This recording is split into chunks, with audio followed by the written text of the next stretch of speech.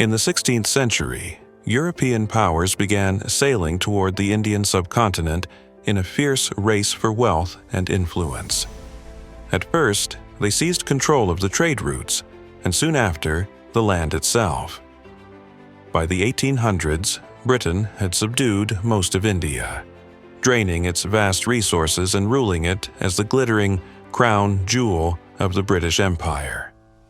Yet, long before the arrival of Europeans, India was already home to flourishing civilizations whose roots stretched back thousands of years. These empires ranked among the most powerful and sophisticated the world had ever seen. From majestic cities and awe-inspiring monuments to peaceful and enlightened cultures, the Indian subcontinent nurtured pioneers of science, philosophy, and art.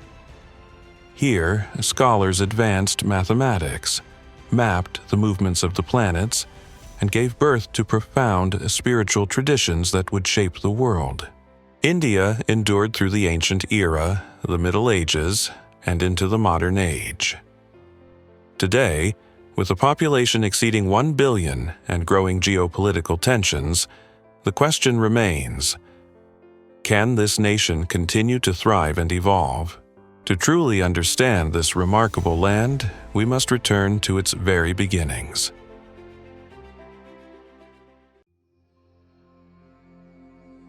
For many historians, the story begins with the Adivasi, the ancient indigenous peoples of India.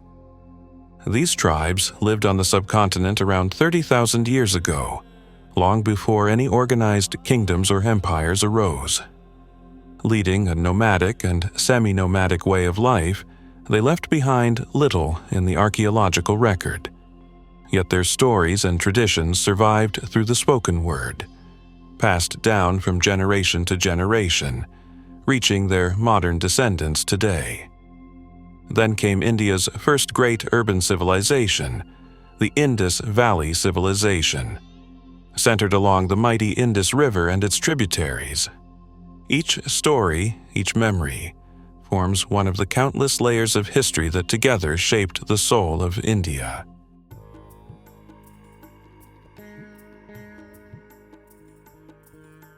The Indus Valley Civilization emerged in the late 4th millennium BCE along the fertile plains of the Indus River.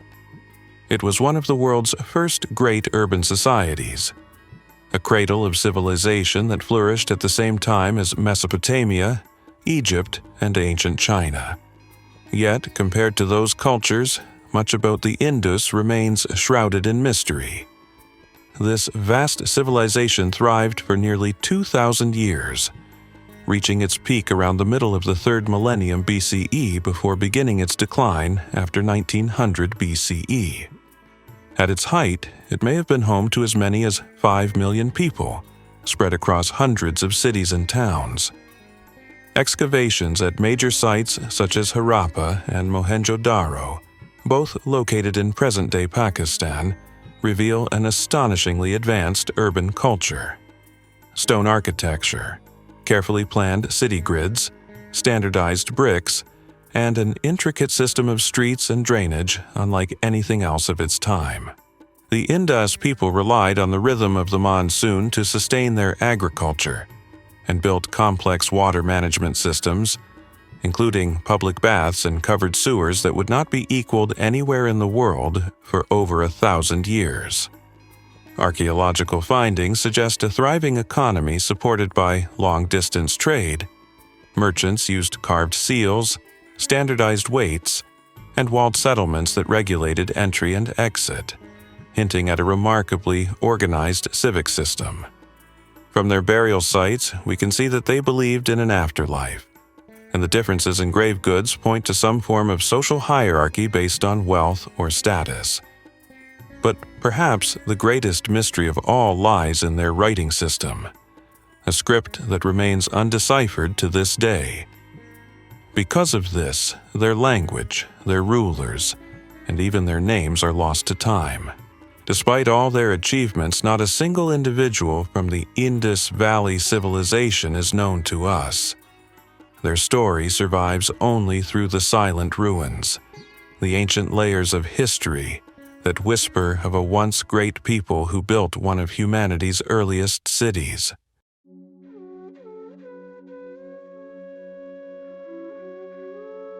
What caused the decline of the Indus Valley civilization? Unlike many empires that collapsed in a single dramatic moment, the fall of the Indus was slow, a gradual fading over centuries, roughly between 1900 and 1300 BCE. The most likely explanation lies in the changing climate. After around 1800 BCE, the region grew cooler and drier, disrupting the vital monsoon cycles that had sustained agriculture for millennia. As crops failed and food became scarce, maintaining the great urban centers became increasingly difficult.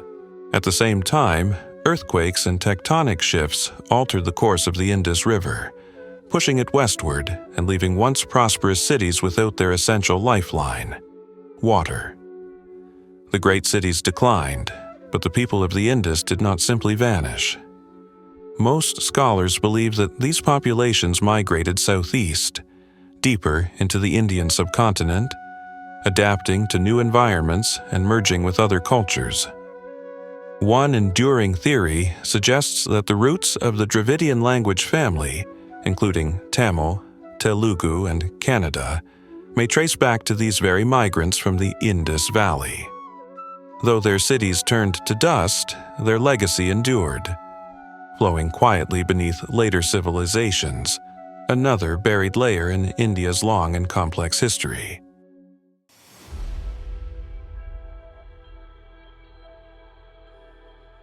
With the decline of the Indus Valley civilization, a new group entered the Indian subcontinent, the Vedic Peoples. It is these peoples whom many Indians regard as their distant ancestors. The Vedic migrants are believed to have come from the Central Asian steppes, beginning their gradual movement into northwestern India around 1500 BCE. They called themselves Arya, meaning noble, and are known today as the Indo-Aryans.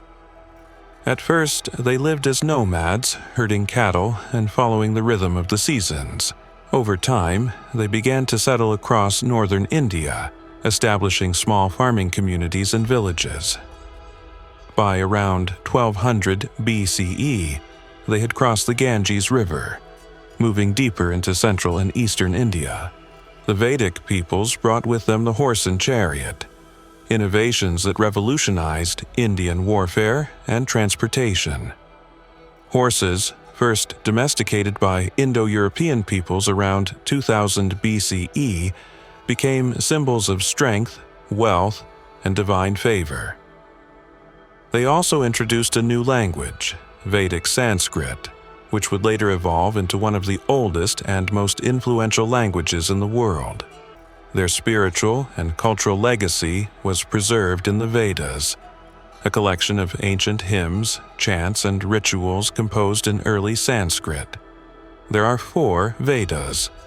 The Rig Veda, the oldest and most revered, contains hymns dedicated to the gods of nature and cosmic order.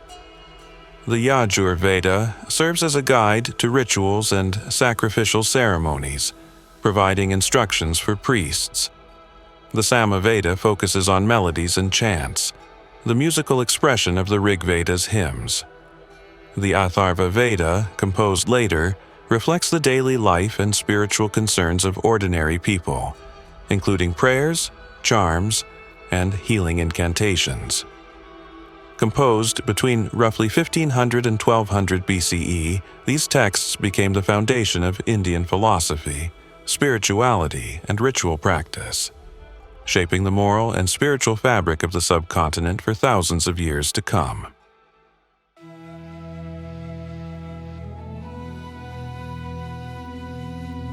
As the Vedic people spread across northern India, their society began to take shape.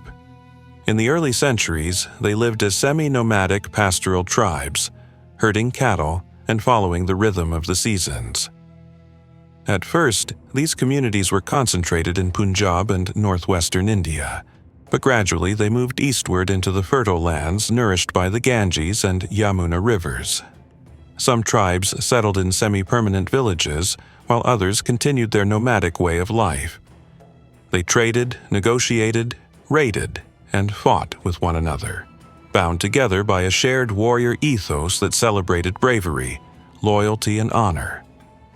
Among the many tribes, two became especially prominent: the Purus and the Bharatas, whose legacies echo in early Indian mythology and later epic traditions.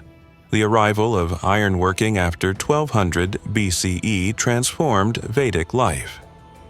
Iron tools allowed the clearing of dense forests and jungles, enabling more permanent settlements and expanding agriculture. Over time, the Vedic peoples gradually abandoned their nomadic lifestyle, forming small agricultural communities, though nothing yet resembling the great cities of the Indus Valley. As Vedic society grew more settled, its social structure evolved as well. In the beginning, the main distinction was between warriors and non-warriors, but eventually a more complex hierarchy emerged, known as Varna, or the caste system. The Purusha Sukta of the Rig Veda describes this system through a powerful metaphor: the cosmic being, whose body represents the order of society. At the top, representing the head, are the Brahmins, the priestly class, devoted to study, teaching, and preserving sacred knowledge.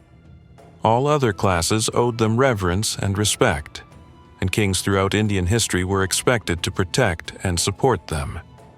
Below them, symbolizing the arms, are the Kshatriyas, warriors, kings, nobles, and rulers who exercised power and maintained order.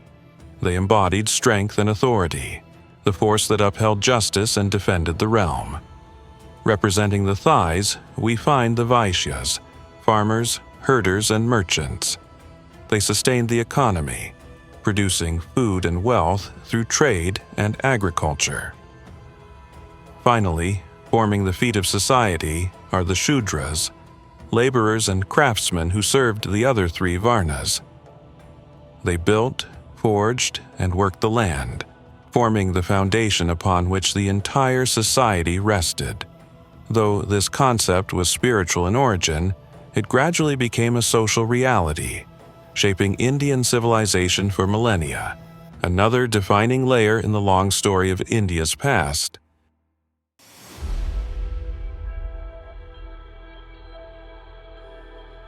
While the Vedic peoples were shaping the north, the Deccan Plateau to the south nurtured its own enigmatic civilizations.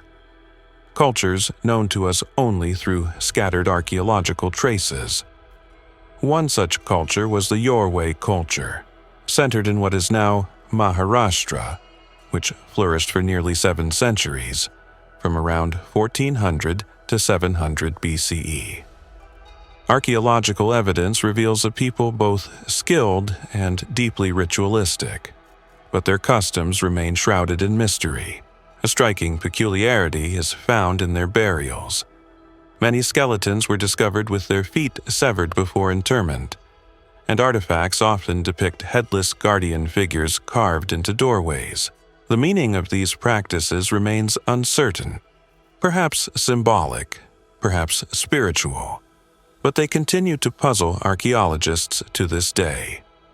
Though their legacy is faint and their stories largely lost to time, the people of the Deccan were no less a part of India's unfolding human story. They lived, thrived, and vanished, leaving behind yet another silent layer in the deep and mysterious history of the subcontinent.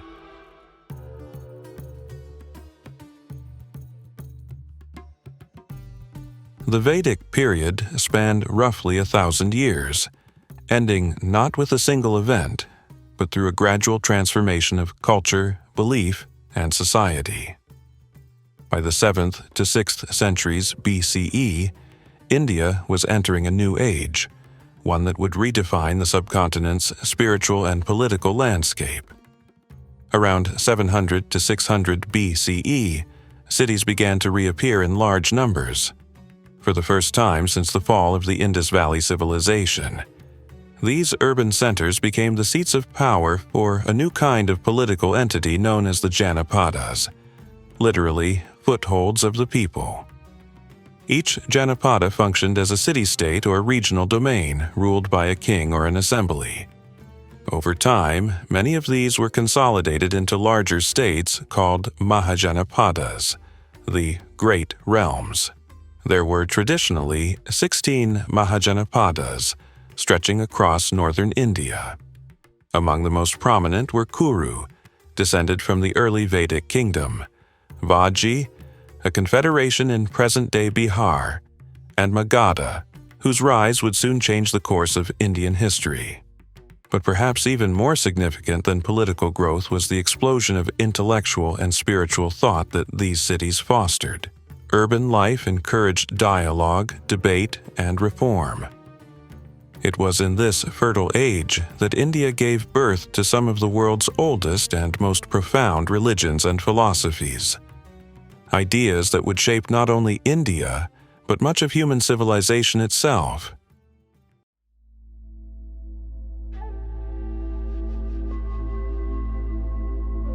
Around the 6th century BCE, a new faith arose in India, Jainism, founded through the teachings and example of the ascetic monk Mahavira. Born as a prince in eastern India, Mahavira renounced his life of luxury at the age of 30 to pursue the path of spiritual liberation. For 12 long years, he wandered as a hermit, practicing severe meditation, silence, and self-denial. At the end of this journey, he attained Kevalajnana, perfect knowledge or enlightenment, achieving liberation from worldly desires and the endless cycle of samsara, the chain of birth, death, and rebirth. From that moment, he became known as a Tirthankara, a pathfinder, one who shows the way across the river of existence toward liberation. According to Jain tradition, Mahavira gathered tens of thousands of followers during his lifetime and passed away in the 520s BCE, having founded one of the world's oldest living religions. Jains believe that Jainism has no true beginning or end. It has always existed within the eternal cycles of time. Mahavira is said to have been the 24th Tirthankara, preceded by others who lived in ages long past, the first being Rishabhanatha, who, according to tradition, lived millions of years ago. Jainism teaches its followers to live by 5 great vows: ahimsa, non-violence toward all living beings; satya, always speak the truth; asteya, never steal; brahmacharya, practice chastity or celibacy; aparigraha, renounce greed and attachment to possessions. Of these, ahimsa, the vow of non-violence, became the heart of Jain philosophy. It is symbolized by the open palm, a sign of peace and respect for all life. This principle would later transcend religion itself, profoundly influencing Indian culture and history, inspiring figures such as Gandhi and shaping India's enduring identity as a land of compassion and restraint.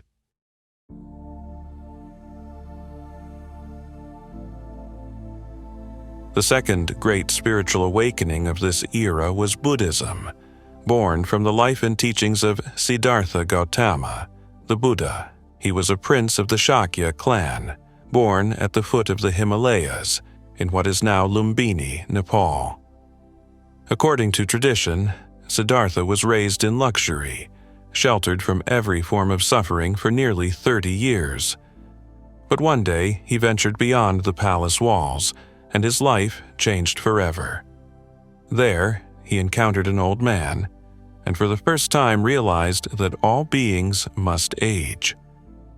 Next, he saw a sick man, and understood that all life is vulnerable to pain and disease. Then he came across a corpse and faced the truth of mortality, that all who live must one day die. These encounters shattered his illusions of comfort and permanence. But when he finally met a wandering ascetic monk, Siddhartha realized that there might be a path beyond suffering, a way to rise above the endless cycle of birth and death. He renounced his royal life and began a long spiritual quest. After years of austerity and self-denial, he sat beneath a Bodhi tree in what is now Bodh Gaya, Bihar, vowing not to rise until he found enlightenment. After 49 days of deep meditation, Siddhartha attained nirvana, the perfect state of wisdom and peace, freed from desire and the endless cycle of samsara. From that moment, he became known as the Buddha, the Enlightened One. For the rest of his life, the Buddha traveled across northern India, teaching a philosophy that was both simple and profound. He spoke of 4 noble truths.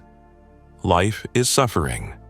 Suffering has a cause, desire and attachment. Suffering can end. There's a path that leads to its end. That path, he taught, is the Eightfold Path. Right view, right intention, right speech, right action, right livelihood, right effort, right mindfulness, and right concentration. It is a guide to living with balance, the middle way, between indulgence and extreme asceticism, a practical approach accessible to all people.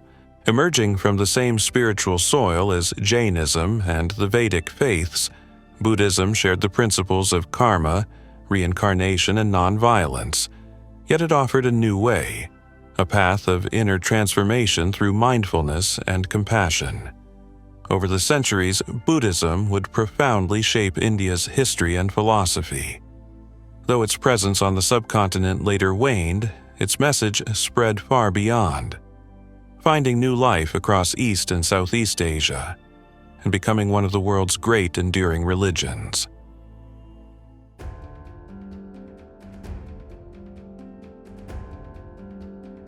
Among the 16 Mahajanapadas, one realm rose to surpass all others, Magadha, located in the fertile plains of the lower Ganges. This region became the cradle of India's first great empires. The first powerful ruler of Magadha was King Bimbisara, founder of the Haryanka dynasty in the mid-6th century BCE. Around 544 BCE, he expanded his kingdom by conquering Anga, one of the neighboring Mahajanapadas, and transformed Magadha into the dominant power of northern India. Magadha's success was no accident. Its environment was ideal for rice cultivation, which produced abundant food surpluses to support artisans, merchants, and soldiers. A strong agricultural base meant steady tax revenues, which in turn allowed Magadha's kings to maintain large, well-equipped armies. The region was rich in iron ore, essential for tools and weapons, and it was home to elephants, the heavy armor of ancient Indian warfare. Bimbisara himself was known as a wise and ambitious ruler. He is said to have met Prince Siddhartha Gautama before his enlightenment and later became one of the Buddha's most devoted royal patrons. But his reign ended in tragedy. Influenced by the Buddha's cousin and rival Devadatta, Bimbisara's son Ajatashatru conspired against him. Around 493 BCE, he imprisoned and ultimately caused his father's death to seize the throne. Haunted by remorse, especially after becoming a father himself, Ajatashatru sought redemption and eventually turned to the Buddha's teachings. Yet he remained a formidable monarch, expanding Magadha through the conquest of Vajji, Kashi, and Kosala, further strengthening the Haryanka dynasty. His successor, Udayabhadra, often called Udayin, continued his father's legacy. He founded the city of Pataliputra, today's Patna, transforming it into a thriving urban center and future imperial capital of India. After Udayabhadra, the later Haryanka kings ruled for several decades, but corruption and internal conflict weakened the dynasty. The last ruler, Nagadasaka, came to power after murdering his own father, only to face rebellion himself. In 413 BCE, the people of Magadha rose up, ending Haryanka rule and placing Shishunaga on the throne, ushering in a new dynasty and the next chapter in Magadha's remarkable rise.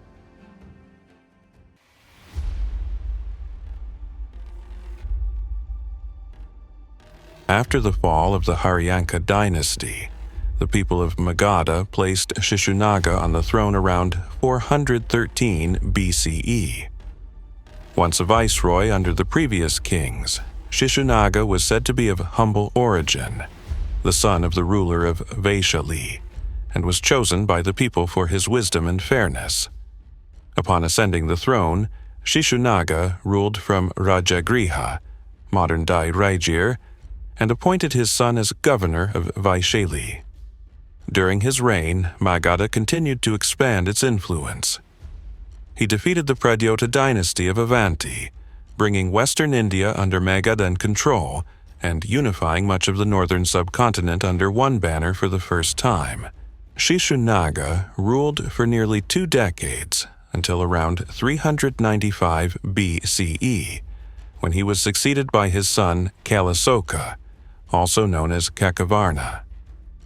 Kalasoka continued his father's policy of consolidation and internal stability. He also presided over the Second Buddhist Council in Vaishali, held roughly a century after the Buddha's death, a gathering that sought to preserve and clarify the teachings of Buddhism.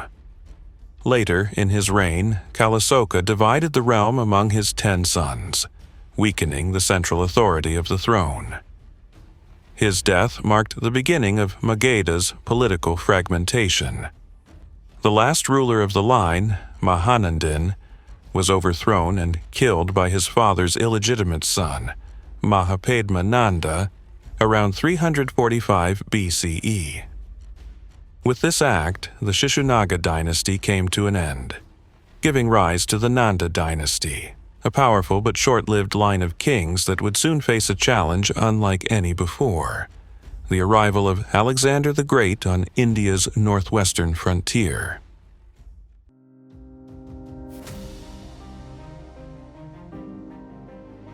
In 326 BCE, Alexander the Great crossed into India after his conquest of the Persian Empire.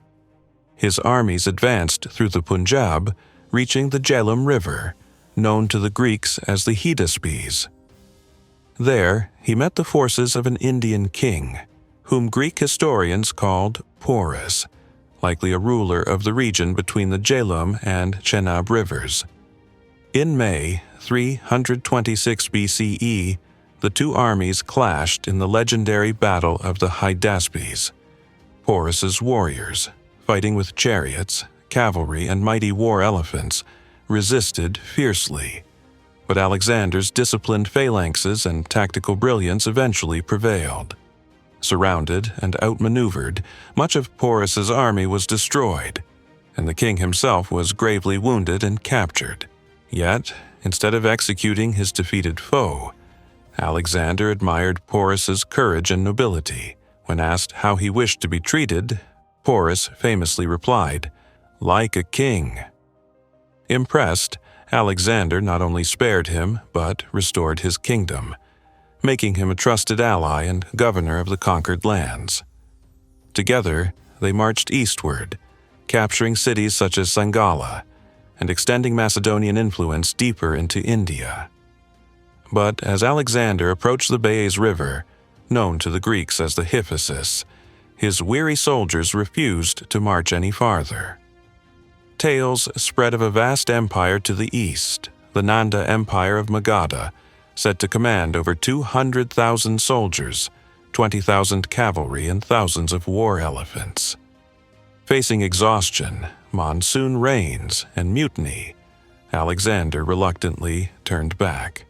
He left Porus in command of his eastern territories beyond the Hydaspes.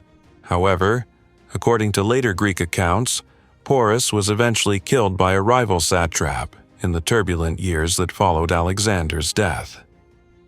Though Alexander's Indian campaign was brief, it opened a new chapter in world history, a meeting of Greek and Indian civilizations, of East and West. And in the power vacuum that followed his retreat, a new Indian empire was about to rise, one that would surpass even Alexander's conquests in size and legacy.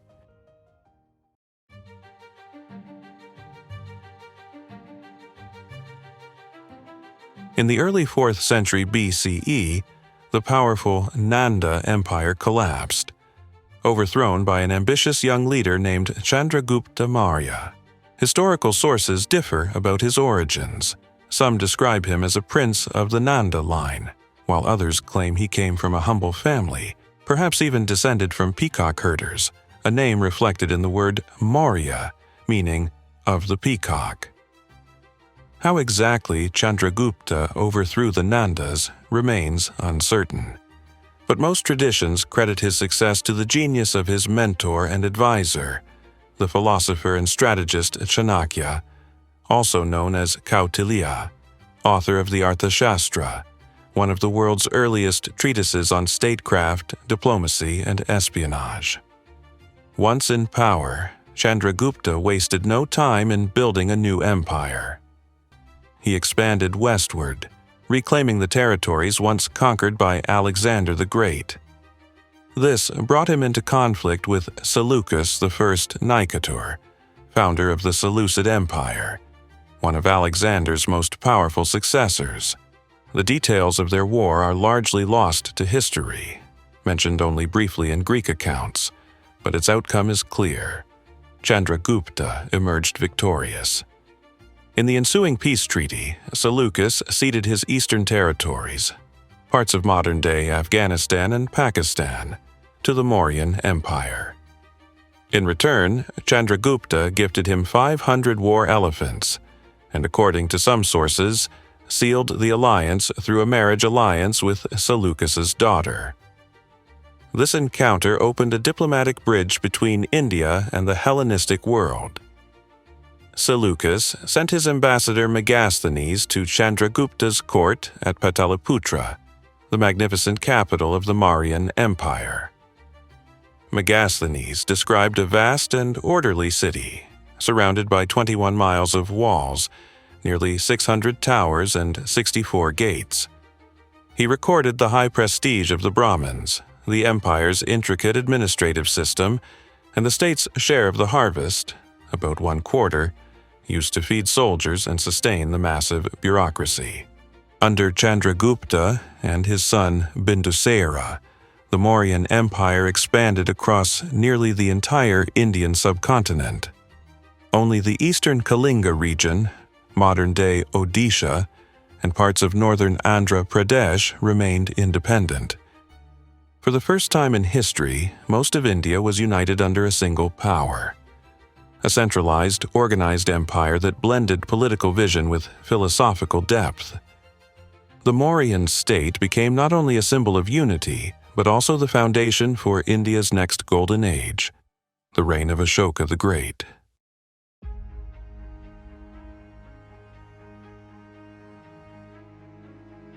The Mauryan Empire reached its greatest height under the rule of Ashoka the Great, the grandson of Chandragupta Maurya. At the beginning of his reign, Ashoka ruled as a conqueror, determined to expand his empire's frontiers. His most infamous campaign was against the eastern kingdom of Kalinga, modern-day Odisha, a war so brutal that, according to his own inscriptions, it claimed the lives of over 250,000 people. The destruction and suffering he witnessed during the Kalinga War transformed him forever. Overcome with remorse, Ashoka renounced violence and warfare. After 261 BCE, he embraced the teachings of Buddhism, dedicating the rest of his life to peace, compassion, and moral governance, what he called Dhamma. This marked the end of Mauryan expansion and the beginning of a new era of reform. Ashoka devoted himself to serving his people, ensuring welfare not through conquest, but through care. Across his vast realm, he raised stone pillars and rock edicts inscribed with his thoughts, confessions, and decrees, the first moral proclamations of their kind in world history. These Ashokan edicts tell us of a ruler who sought to guide through righteousness rather than fear. He described planting banyan trees along roads to offer shade, building hospitals, wells, and rest houses for travelers, and supporting both Buddhist monasteries and the welfare of all faiths. He even made a pilgrimage to Bodh Gaya, to the sacred Bodhi tree, where the Buddha had attained enlightenment, and built the first temple on the site, the forerunner of the Mahabodhi temple that stands there today. Ashoka's transformation from warrior to sage king made him one of the most revered figures in Indian history, a ruler who admitted his mistakes and devoted his reign to redemption and compassion. Ashoka had several wives, 4 sons, and 1 daughter, Sanghamitra, who famously carried the teachings of Buddhism to Sri Lanka. His eldest son became a monk, renouncing royal succession, while his second son, Kunala, was made crown prince. But court intrigue soon followed. One of Ashoka's queens, Tisaraka, jealous of Kunala's wisdom and influence, allegedly forged an order in the king's name commanding officials in Taxila to blind the prince. The cruel act was carried out, leaving Kunala disqualified from the throne. After Ashoka's death in 232 BCE, the Mauryan Empire began to fragment. His grandson, Dasharatha Maurya, ruled from 232 to 224 BCE, followed by Sampati from 224 to 215 BCE.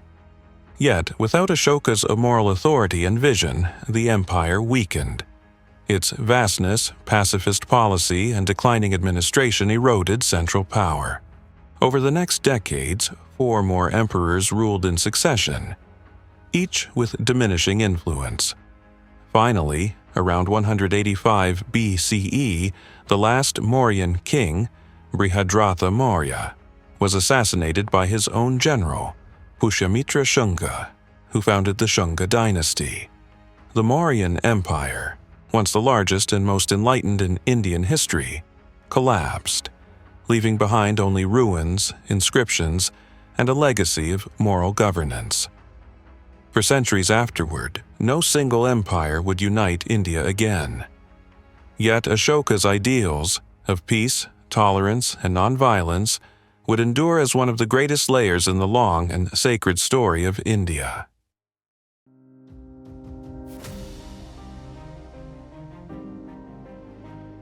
After the fall of the Mauryan Empire, power in Magadha passed to Pushyamitra Shunga, a former Mauryan general who seized the throne after assassinating the last Mauryan ruler, Brihadratha Maurya, around 185 BCE. With this act, he founded the Shunga Dynasty, marking the return of Hindu rule in northern India after more than a century of Buddhist influence. Pushyamitra ruled for 36 years, maintaining a strong military presence across the Gangetic Plain. Though often portrayed as a restorer of traditional faiths, he also patronized art, learning, and architecture. His reign, seeing the continued flourishing of the Sanchi Stupa and other monuments originally begun under Ashoka. After Pushyamitra's death, his son Agnamitra ascended the throne, ruling roughly 149 to 141 BCE. Agnamitra is remembered not only as a capable ruler, but also as the hero of the Sanskrit play Malavikagnamitram, written by the poet Kalidasa centuries later. Yet, after Agnamitra's death, the Shunga Empire began to fracture rapidly. Internal strife, regional uprisings, and continuous warfare weakened its authority. The Shungas clashed with neighboring powers such as the Kalingas, the Panchalas, and the Indo-Greek kingdom, whose king Demetrius I had conquered the Kabul Valley and sought to push deeper into India. This conflict, known as the Shunga-Greek War, further strained the empire's stability. Over the next decades, a succession of weak rulers followed, and by the 1st century BCE, Shunga power had shrunk to Magadha and parts of central India. The last ruler, Devabhuti, was assassinated around 73 BCE by his minister Vasudeva Kanva, who founded the short-lived Kanva dynasty, circa 73 to 28 BCE.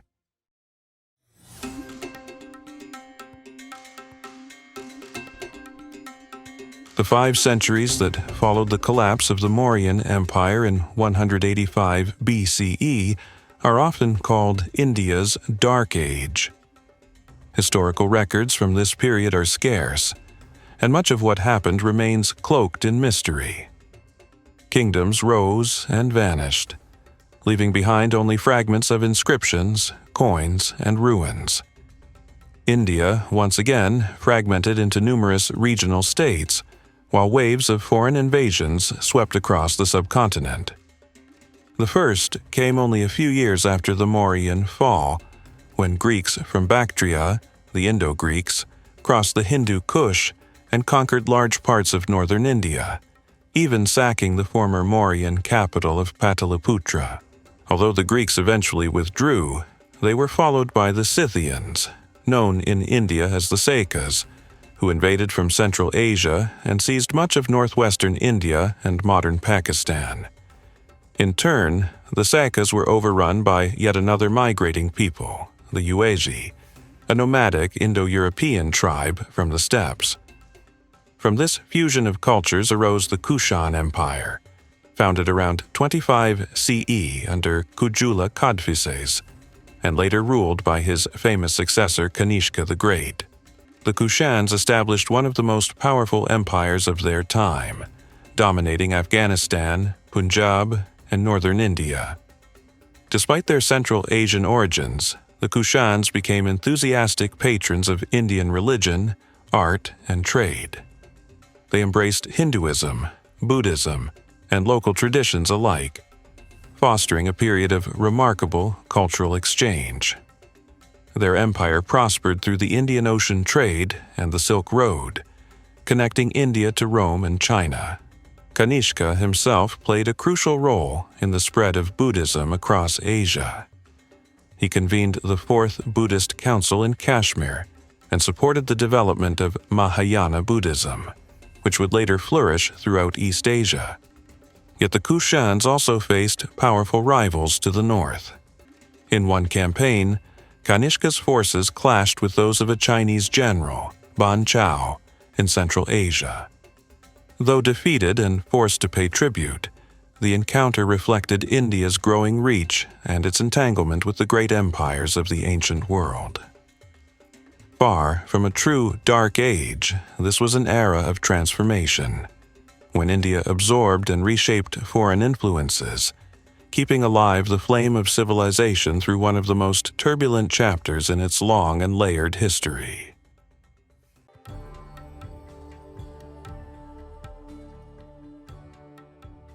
While northern India struggled through political upheavals, the Deccan Plateau in the south was entering a golden age. Far from being a dark age, this era saw the rise of the Satavahana Dynasty, also known as the Andhra Dynasty, which emerged around the time of the Mauryan collapse and ruled a vast region of central India for nearly 4 centuries. At their height, the Satavahanas controlled territories stretching across Maharashtra, Madhya Pradesh, Gujarat, and Karnataka. In all, about 30 kings are said to have ruled during this long line, beginning with Simukha, the founder of the dynasty. The empire reached its zenith under Gautamiputra Satakarni, one of India's greatest ancient rulers. He decisively defeated the western Kshatrapas, the Saka dynasty of Scythian origin, driving them from western and southern India.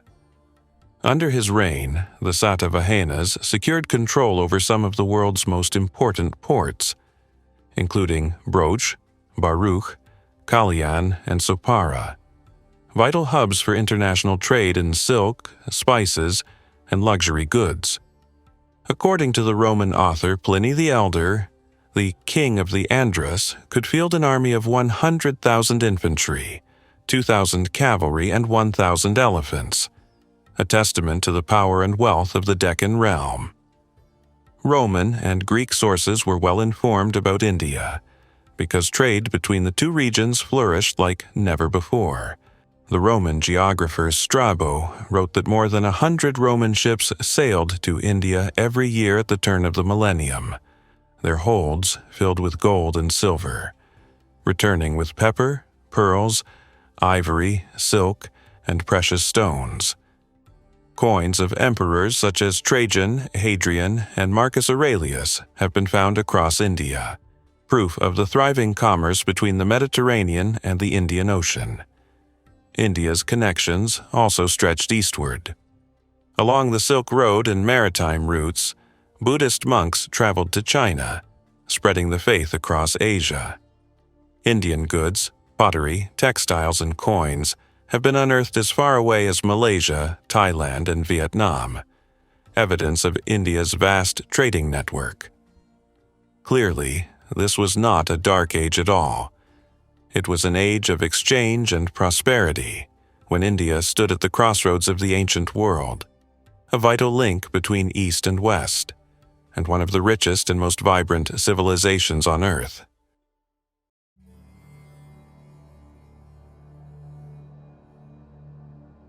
While northern India was ruled by empires and kingdoms that rose and fell, the southern peninsula flourished in its own unique way. This land, known as Tamilakam, the home of the Tamils, encompassed modern Tamil Nadu, Kerala, Puducherry, the Lakshadweep Islands, and parts of southern Andhra Pradesh and Karnataka.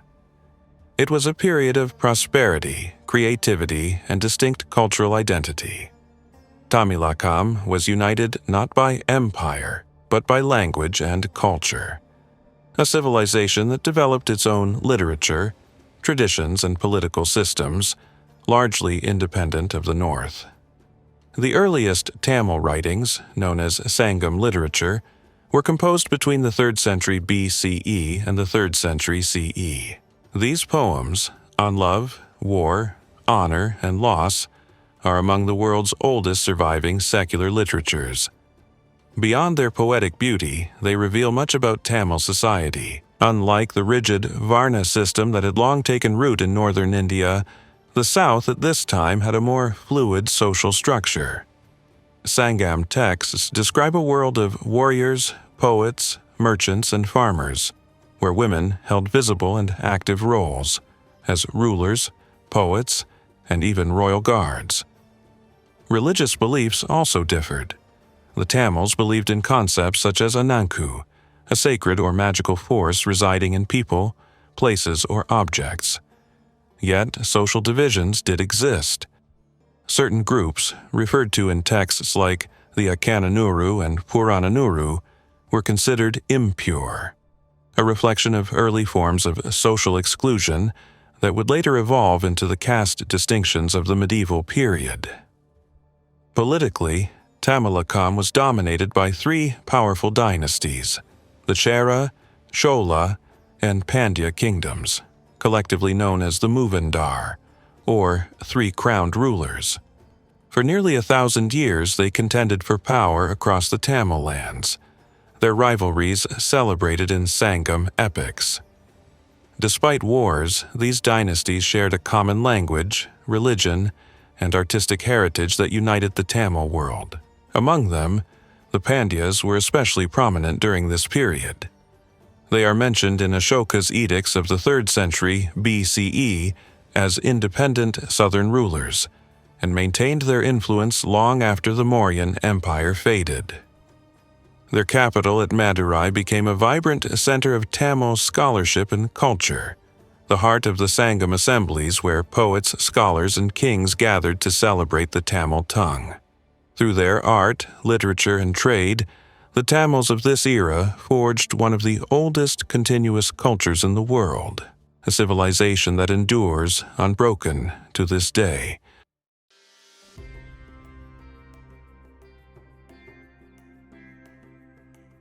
After the decline of the Satavahana Empire, power in the Deccan Plateau shifted to a new dynasty, the Vakatakas. Ruling from around the 3rd to the 6th century CE, the Vakatakas inherited the political mantle of central India and became one of the most influential dynasties of the classical age. The Vakatakas were traditionalists. Their king sought legitimacy through ancient Vedic rituals and sacred rites.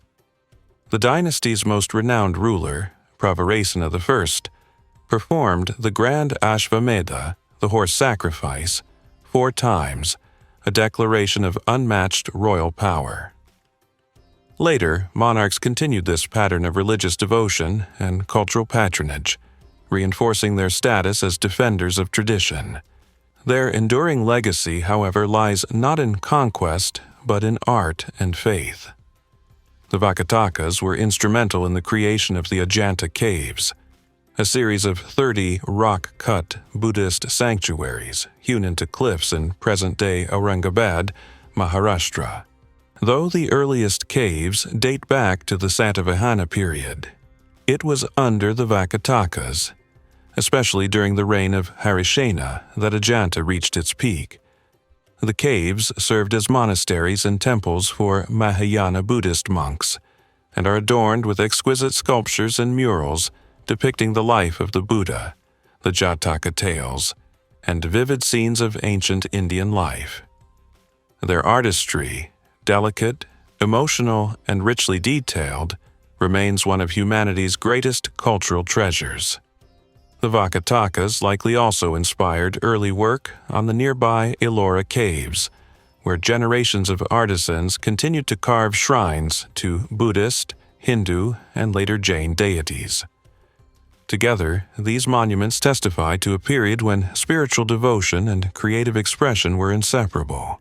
Politically, the Vakatakas were powerful enough to form alliances with the great northern empires, including the Guptas, a testament to their prestige and influence across the Indian subcontinent.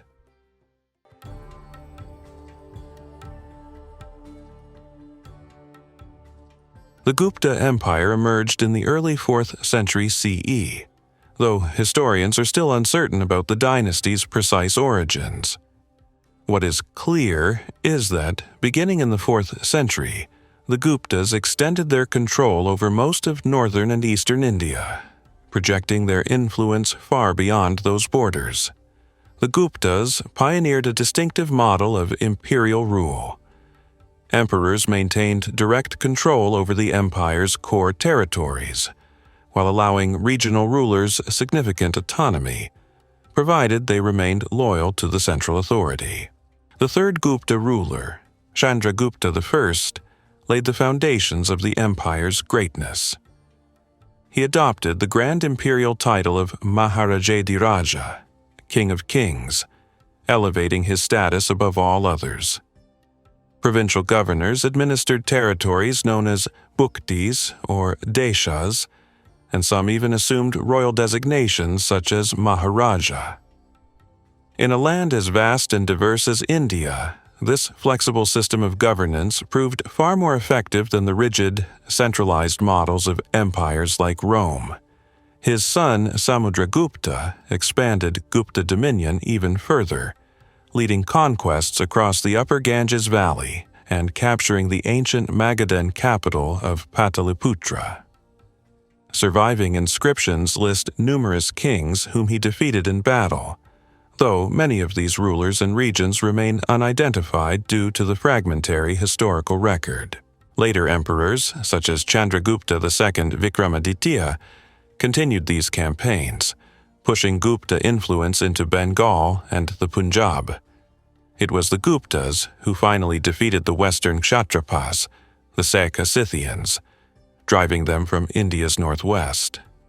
Yet, not all expansion came through war. Some rulers, such as those of Assam, peacefully submitted to Gupta authority and retained their thrones in exchange for tribute. The Guptas never conquered the Deccan or southern India, but they maintained strong relations with the Vakatakas through dynastic marriages. Even rulers as far away as Sri Lanka, though never under Gupta rule, are said to have recognized them as the dominant power of the region.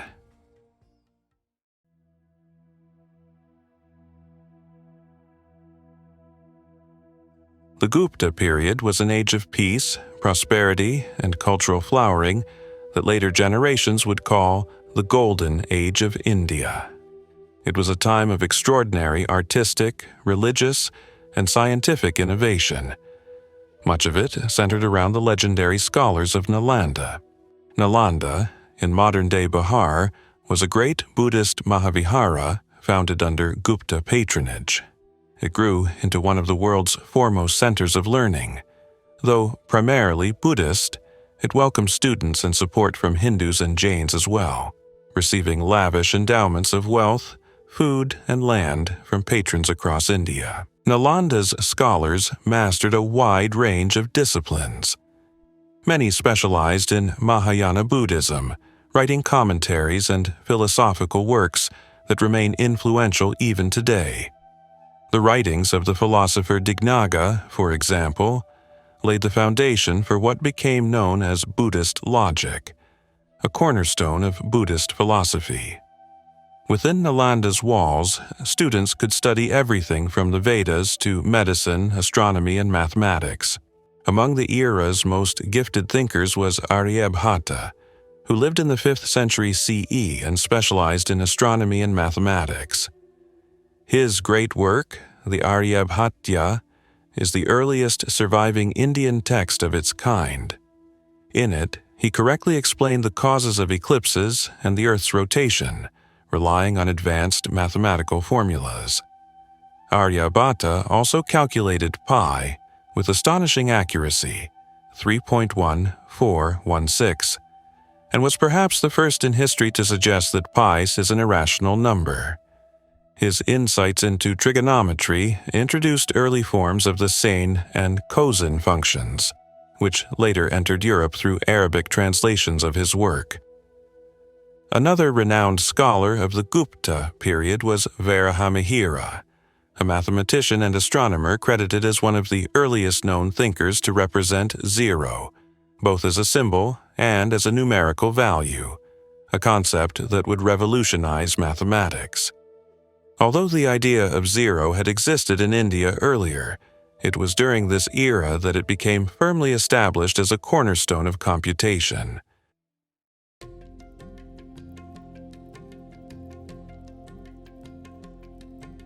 The Guptas were the first major empire in history to establish Hinduism as their primary religion.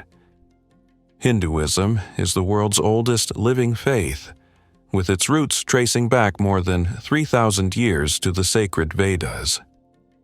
At its heart lies the Trimurti, representing the three cosmic forces of creation, preservation, and destruction.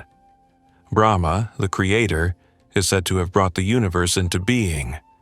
Vishnu, the preserver, embodies stability and balance, ensuring that order is maintained.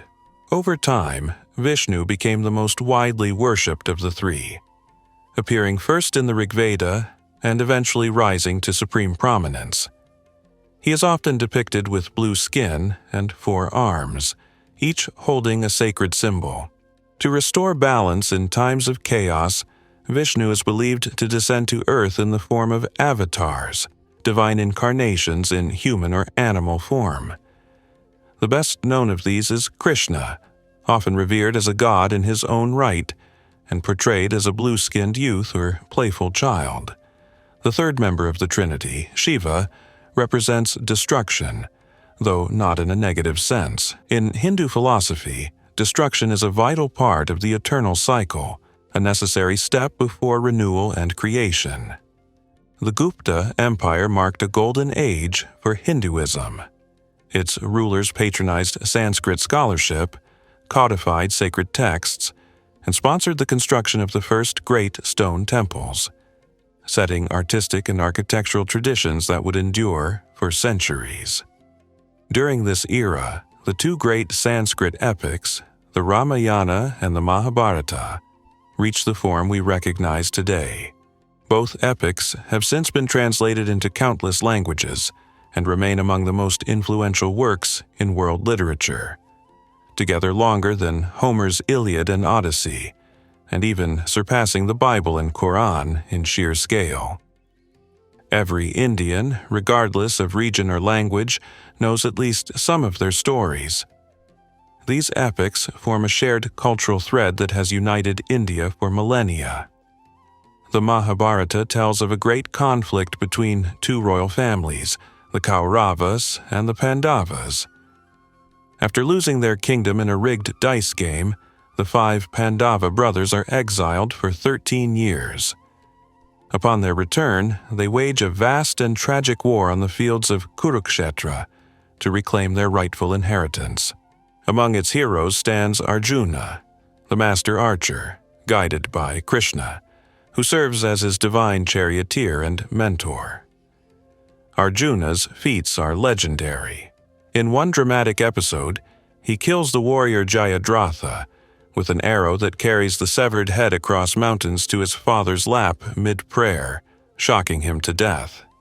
The Mahabharata is immense, a universe of philosophy, mythology, and human struggle. Many in India regard it not only as literature, but as a reflection of historical memory, as numerous sites linked to its events still yield ancient artifacts today.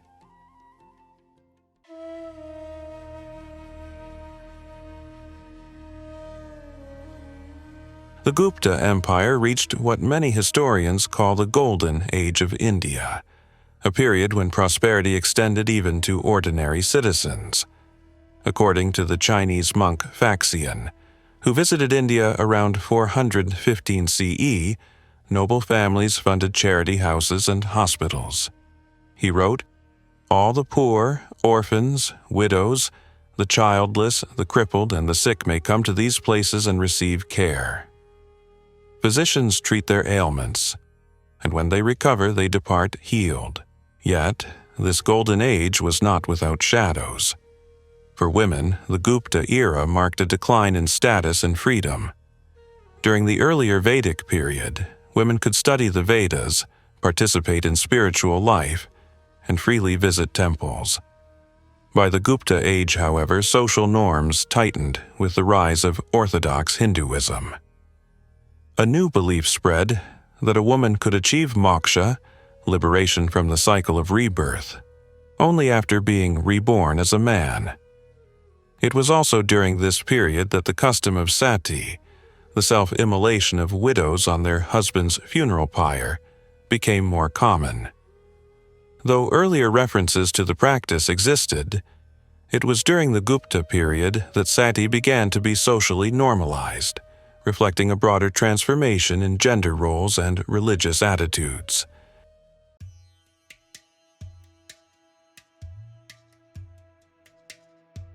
When discussing women and gender relations in the Gupta period, it's impossible not to mention one of India's most renowned works, the Kama Sutra. Written between the 3rd and 4th centuries CE, this sutra, or treatise, on courtship, relationships, and intimacy is often misunderstood in modern times. Today, the name Kama Sutra is almost exclusively associated with its sections on sexual positions. Yet, this is only a small part of the text. In truth, most of the Kama Sutra explores human relationships, social customs, and family life, offering rare insight into the domestic world of ancient India. The author, Vatsyayana, devotes far more attention to the everyday duties of spouses than to physical intimacy. He describes the expectations placed upon wives to be modest, hospitable, and diligent in maintaining the household, reflecting the social norms of his time. The text also emphasizes chastity for widows and the reserved behavior expected of women when their husbands were away, mirroring the more restrictive roles that had developed during the Gupta era. Yet, the Kama Sutra also reveals that women possessed considerable authority within the home. It was often the wife who managed the household's finances, oversaw servants, and, in wealthier families, directed agricultural or commercial activities. Depending on her station, a woman was expected to be skilled in weaving, animal husbandry, or trade, contributing directly to the family's prosperity. Beyond its practical guidance, the Kama Sutra is also a philosophical text. Rooted deeply in Hindu thought, it examines the nature of love and the ethical pursuit of pleasure, kama. Unlike Buddhism, which tends to renounce physical desire, the Kama Sutra seeks harmony, teaching that pleasure is not sinful when experienced within a loving, balanced marriage, where both partners fulfill their duties to one another.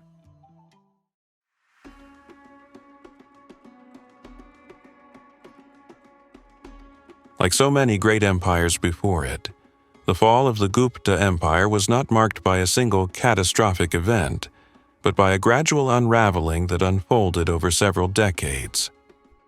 The social and political order that had sustained the empire for centuries began to fracture under its own weight. The very strengths that had made the Guptas powerful now became the seeds of their decline. By the late 5th century, the empire's regional governors and vassal kings, who once pledged loyalty to the central court, began asserting independence. As local rulers broke away, the imperial structure weakened, leaving the heartland exposed. At the same time, foreign invasions, particularly from the Hunas, Central Asian Huns, drained Gupta resources and devastated the frontier provinces of northern and western India. In the early 6th century, waves of Huna incursions swept across the subcontinent, shattering Gupta defenses. Though details of these wars are scarce, inscriptions and later chronicles suggest that a coalition of Indian kingdoms, including the remnants of the Gupta state, eventually repelled the invaders. But victory came at a cost. The empire never recovered its lost lands or former glory. The last known Gupta ruler reigned sometime in the 540s CE, after which the dynasty disappeared from history. With its fall ended not only a political order, but also the golden age of Indian art, literature, and science. Trade networks that had once connected India to Rome, China, and Southeast Asia began to collapse, ushering in a new era of regional isolation. Once again, the unity achieved under a single imperial power dissolved into fragmented kingdoms and constant warfare. For the next several centuries, India entered a turbulent age of shifting alliances, emerging dynasties, and relentless competition, a time when the subcontinent would repeatedly strive to reclaim the balance it had once known under the Guptas.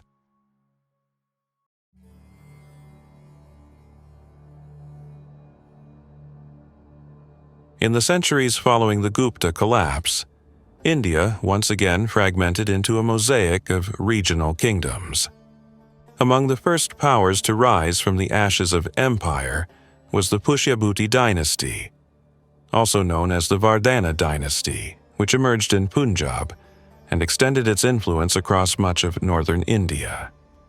The early Pushyabhuti rulers achieved little of note, but their fourth king, Harshavardhana, would become one of the most remarkable monarchs in early medieval Indian history. Ascending the throne at just 16, Harsha's rise followed tragedy. His elder brother and brother-in-law were betrayed and murdered by rival kings. Harsha narrowly saved his sister from committing sati on her husband's funeral pyre and soon embarked on a campaign to restore order, subduing kingdoms and republics from Punjab to central India. A skilled military commander, Harsha was equally gifted as an administrator and patron of culture. He ruled with a spirit of religious tolerance, supporting both Hindu Brahmins and Buddhist monks, and devoted part of each day to the study of sacred texts.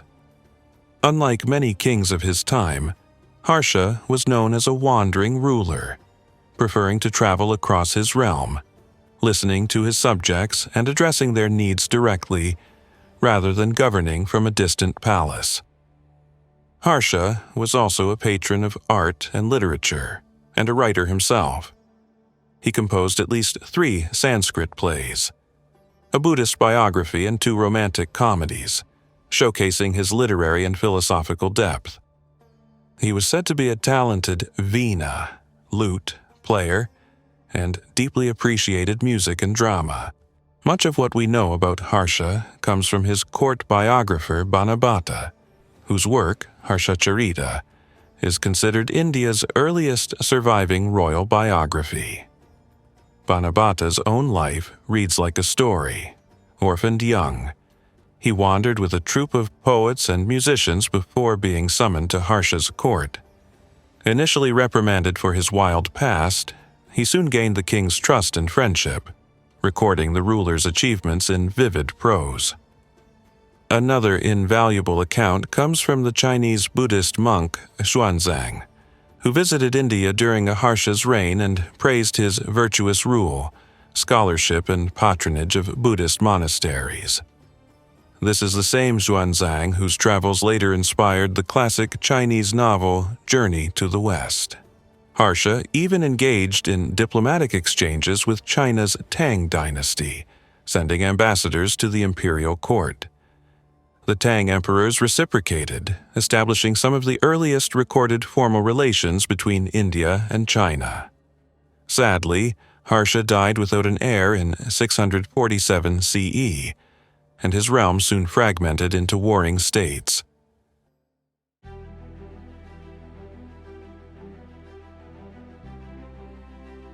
Another major post-Gupta power to emerge was the Chalukya Empire of the Deccan. Formed in the mid-6th century CE, as Gupta influence waned, the Chalukyas ruled from their capital at Badami in modern-day Karnataka and earned renown as formidable warrior kings. Much of their fame centers on one ruler, Pulakeshin II. When Pulakeshin's father died around 592 CE, the young prince was still a child, and the reins of power passed to his uncle Mangalesha. Sources differ on the details, but it appears that Mangalesha attempted to seize the throne for himself.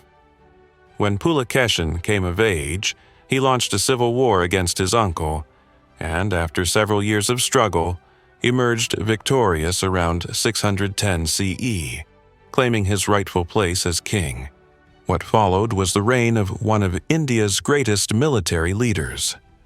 After quelling rebellions that had erupted during the succession conflict, Pulakeshin subdued numerous kingdoms across the Karnataka region, extending his influence in every direction, north, south, east, and west.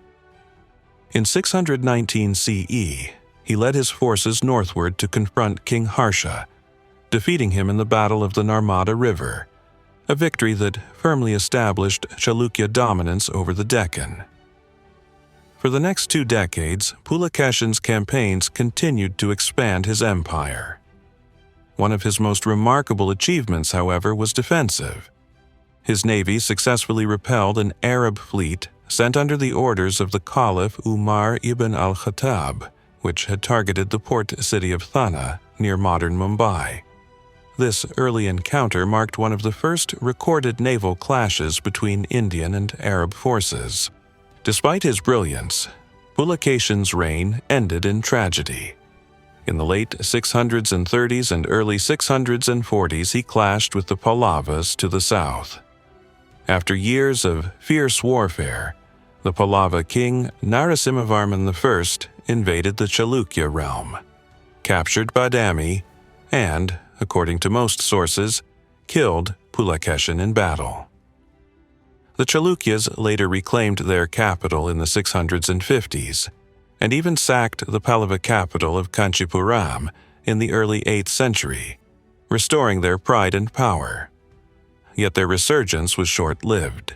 In 753 CE, one of their own vassals, the Rashtrakutas, rose in rebellion, overthrowing the dynasty and bringing an end to the first Chalukya Empire, though not the last, as later branches would rise again in Indian history.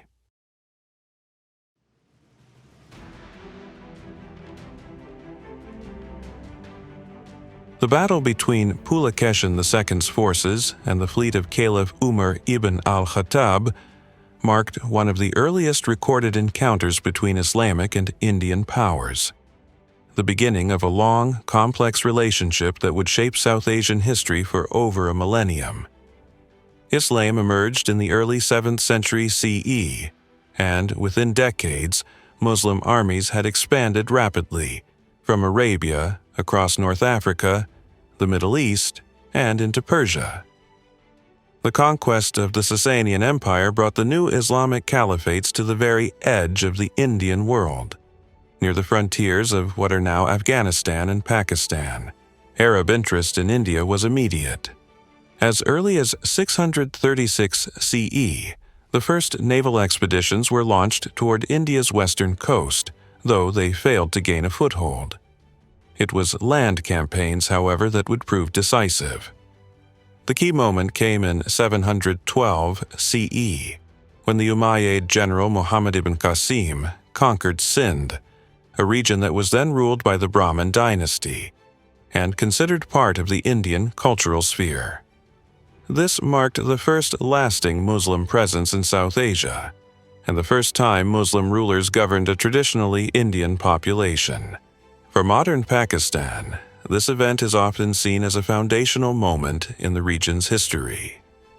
Over the following centuries, Islam gradually spread throughout Sindh and the surrounding regions, where it remains the dominant faith to this day. However, it would be a mistake to see the arrival of Islam in India purely as a story of conflict and conquest. Trade, travel, and cultural exchange were equally important. Arab merchants were welcomed into Indian ports, and local rulers showed tolerance toward Muslim settlers. Under the Rashtrakutas, who controlled much of India's western coast, Muslim traders were even allowed to build mosques and establish permanent communities in port cities. Indian and Arab merchants alike benefited from this exchange. Indian ships were a familiar sight in ports across the Persian Gulf and the Arabian Peninsula, while Muslim geographers and travelers recorded detailed accounts of India's people, religions, and markets, records that today serve as invaluable historical sources. For centuries after the first conquest of Sindh, Hindus, Buddhists, Jains, and Muslims lived side by side across the region. While warfare and invasions would remain part of the story, so too would tolerance, trade, and cooperation, enduring themes that define the early encounters between Islam and India.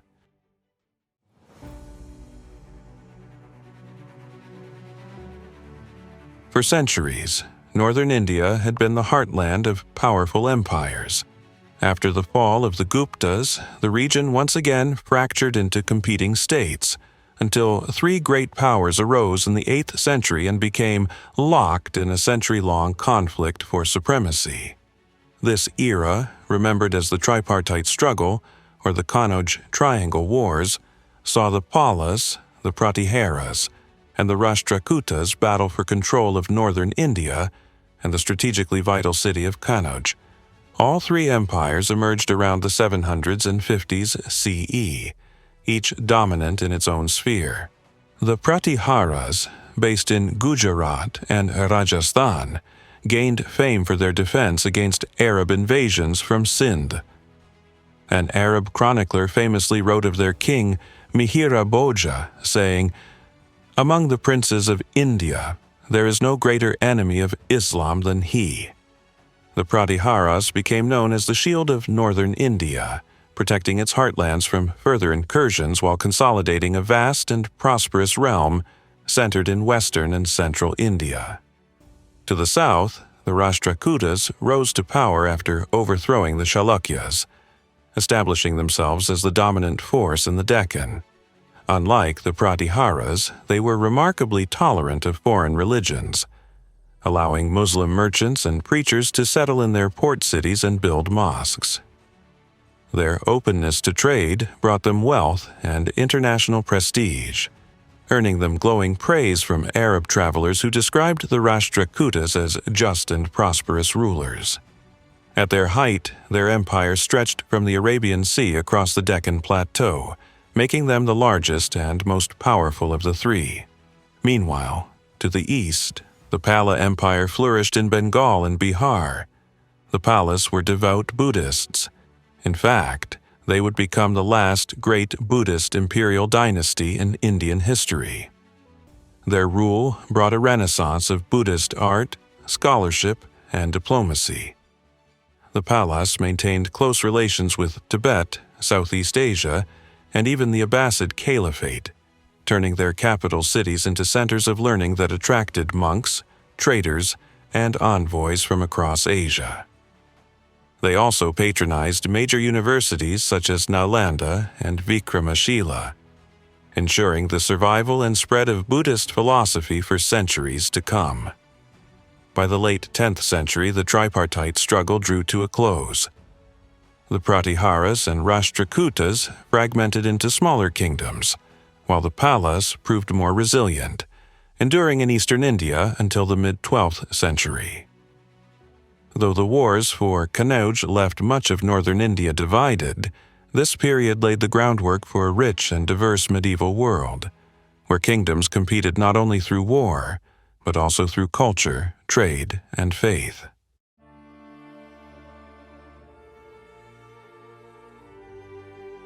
In the Tamil country of southern India, the Pallavas had long dominated the political landscape during the latter half of the first millennium CE. But eventually, the ancient Tamil dynasties, the Muvantar, or three-crowned rulers, rose once more. This time, it was the Cholas who would ascend to glory. The Chola Empire was founded by Vijayalaya Chola, who rebelled against the declining Pallavas, captured their capital at Kanchipuram, and overthrew them around 893 CE. Over the following centuries, the Cholas achieved what no southern Indian dynasty had before. They united most of South India under a single banner, and then projected their power far beyond the subcontinent. Under Rajaraja I, the Cholas conquered northern Sri Lanka and the Maldives, expanding their influence deep into the Indian Ocean. His successor, Rajendra I, carried the empire to its greatest height. Rajendra completed the conquest of Sri Lanka and launched ambitious naval campaigns eastward, striking into the Malay archipelago, Sumatra, and even parts of modern Thailand. In 1022 CE, one of Rajendra's generals led a campaign northward into Bengal, defeating several regional kings, many of them vassals of the Pala Empire. In commemoration, Rajendra adopted the grand title Gangaikonda Chola, meaning the Chola who conquered the Ganges. He founded a magnificent new capital city bearing the same name, Gangaikonda Cholapuram, symbolizing the empire's might and reach. During the 11th and 12th centuries, the Chola realm reached its zenith. Their fleets dominated the Bay of Bengal, which contemporary writers described as a Chola lake, for the extent of their control over maritime trade routes.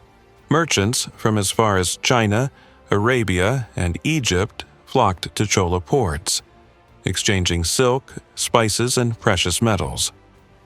This vast commerce financed one of the largest and most advanced militaries in India. And in wartime, Chola trading ships could be swiftly converted into war galleys, giving them a formidable naval force unrivaled in South Asia. The Cholas also invested heavily in infrastructure, constructing vast road networks, irrigation systems, and urban centers to support both trade and agriculture. As wealth poured into the empire, a powerful merchant class arose, organized into influential guilds that became central to Chola economic and political life. This prosperity funded a cultural flowering that transformed southern India. The Cholas built temples of breathtaking grandeur, such as the Brihadiswarar Temple at Thanjavur, a UNESCO World Heritage Site today, and sponsored generations of artists, architects, and poets. Under their rule, Tamil art, literature, and architecture reached new heights, and their legacy still defines Dravidian culture to this day.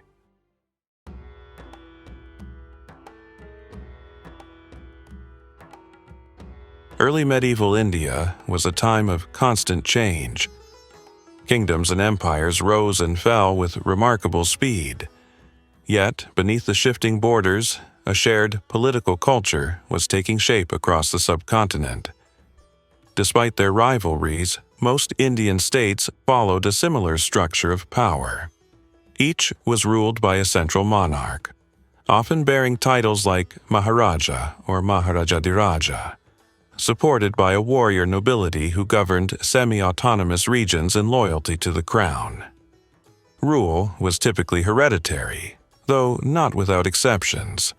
The first Pala king, Gopala, was elected by local nobles, and among the Rashtrakutas, younger sons sometimes inherited the throne if they proved stronger or more capable.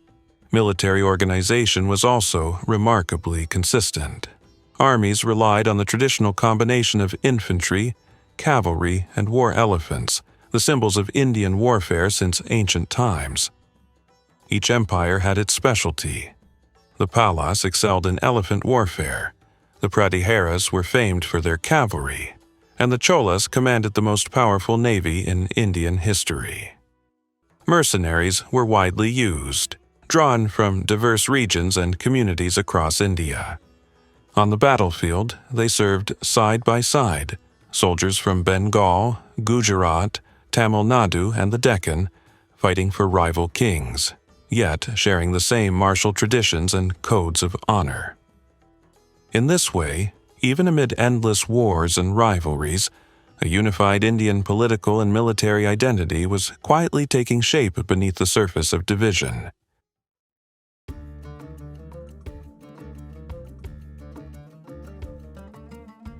As the medieval age progressed, Islamic powers began to expand into the Indian subcontinent, a process that would shape Indian history for nearly 1,000 years to come.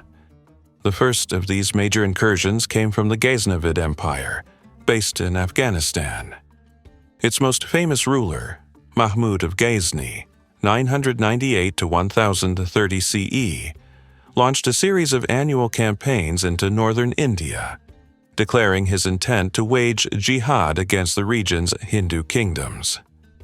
Marching from Ghazni, Mahmud defeated the Hindu Shahi ruler Jaipala of Kabul and advanced across modern Pakistan, capturing Lahore in 1021 CE and reaching deep into northwestern India by the end of his reign. Mahmud's raids brought immense wealth back to Ghazni, though most of his conquests quickly disintegrated after his death. In the late 12th century, a new power rose to replace the Ghaznavids, the Ghurid Empire. In 1186 CE, the Ghurids overthrew the last Ghaznavid ruler, and under Muhammad of Ghor, they launched a full-scale invasion of India. Muhammad's campaigns between 1191 and 1203 CE brought most of the Ganges Valley under his control, extending as far as Lower Bengal. His advance might have continued, but conflicts in Central Asia forced him to divert his attention. After suppressing rebellions there, he began his return journey to India, only to be assassinated near modern-day Sohawa, Pakistan, while at prayer in 1206 CE. In the aftermath of his death, one of his trusted generals, a former slave named Qutb al-Din Aibak, seized power in Delhi.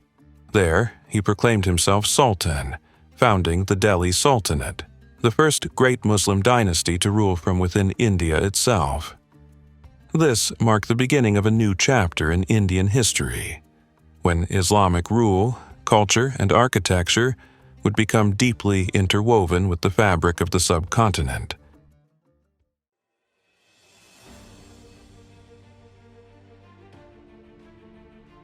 The Delhi Sultanate endured for more than 300 years, ruled by 5 successive dynasties, each controlling different territories at different times, yet sharing key traits.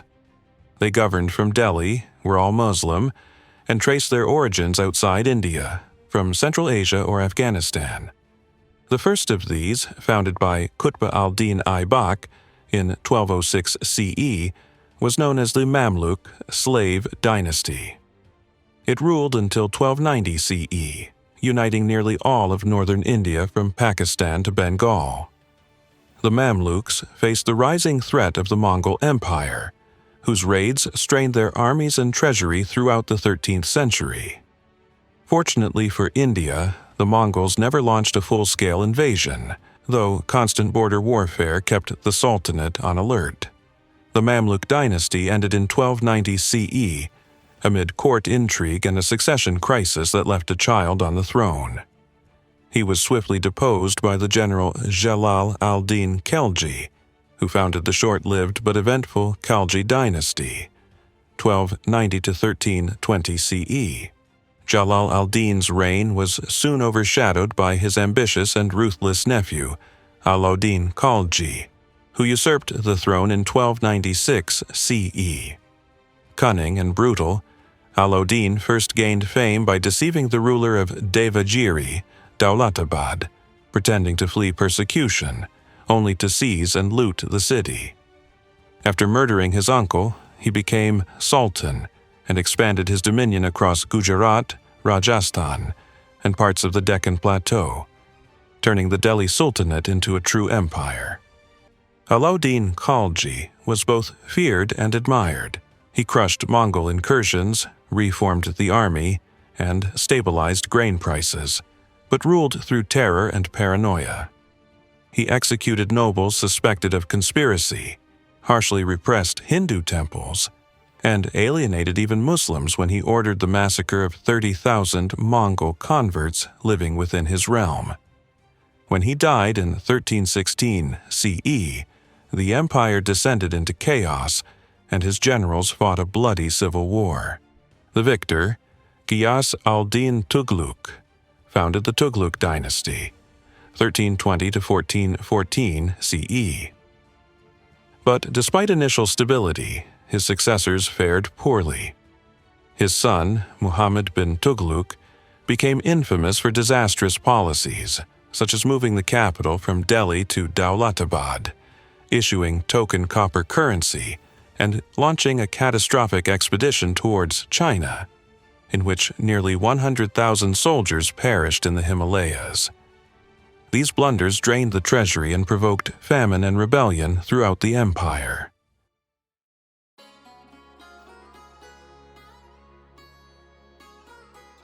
As the Tughlaq dynasty weakened in the mid-14th century, distant provinces of the Delhi Sultanate began to break away.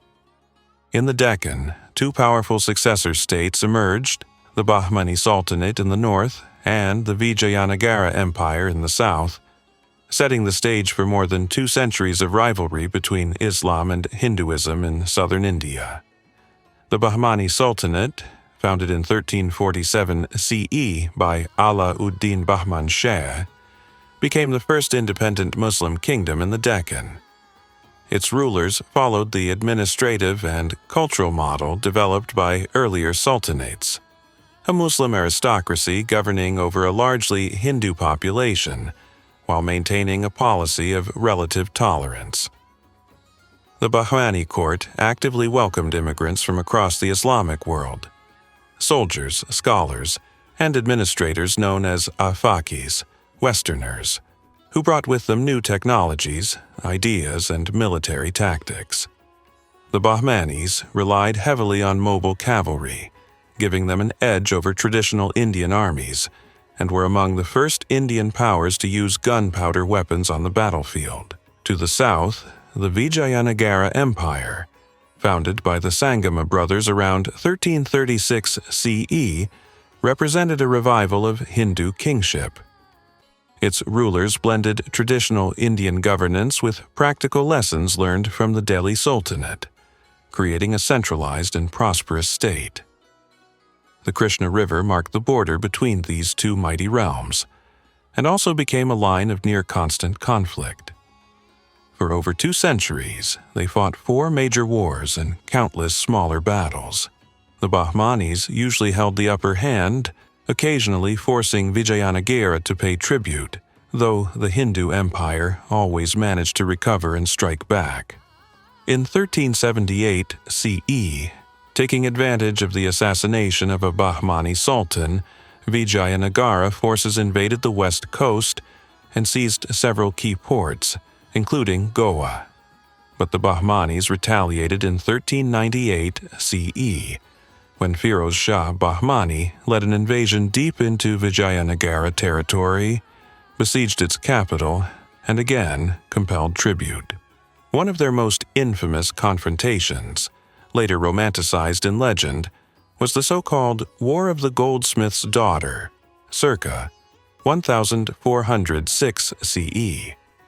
According to later chronicles, the Vijayanagara ruler Deva Raya I, infatuated with a Muslim goldsmith's daughter, demanded her hand in marriage. When she refused, citing both religious difference and fear of royal instability, Deva Raya's pride drove him to invade Bahmani lands to seize her by force. The Bahmani Sultan intervened, defeated Deva Raya, and, in a humiliating peace treaty, demanded one of the Vijayanagara princesses as his own bride while marrying the goldsmith's daughter to his son. Though this story blends fact and legend, it captures the intensity of the political and personal rivalries that defined the relationship between the two powers. Despite their constant wars, both empires thrived culturally and economically, Vijayanagara becoming a beacon of Hindu art and architecture, and the Bahmanis laying the foundations for the later Deccan sultanates that would dominate southern India.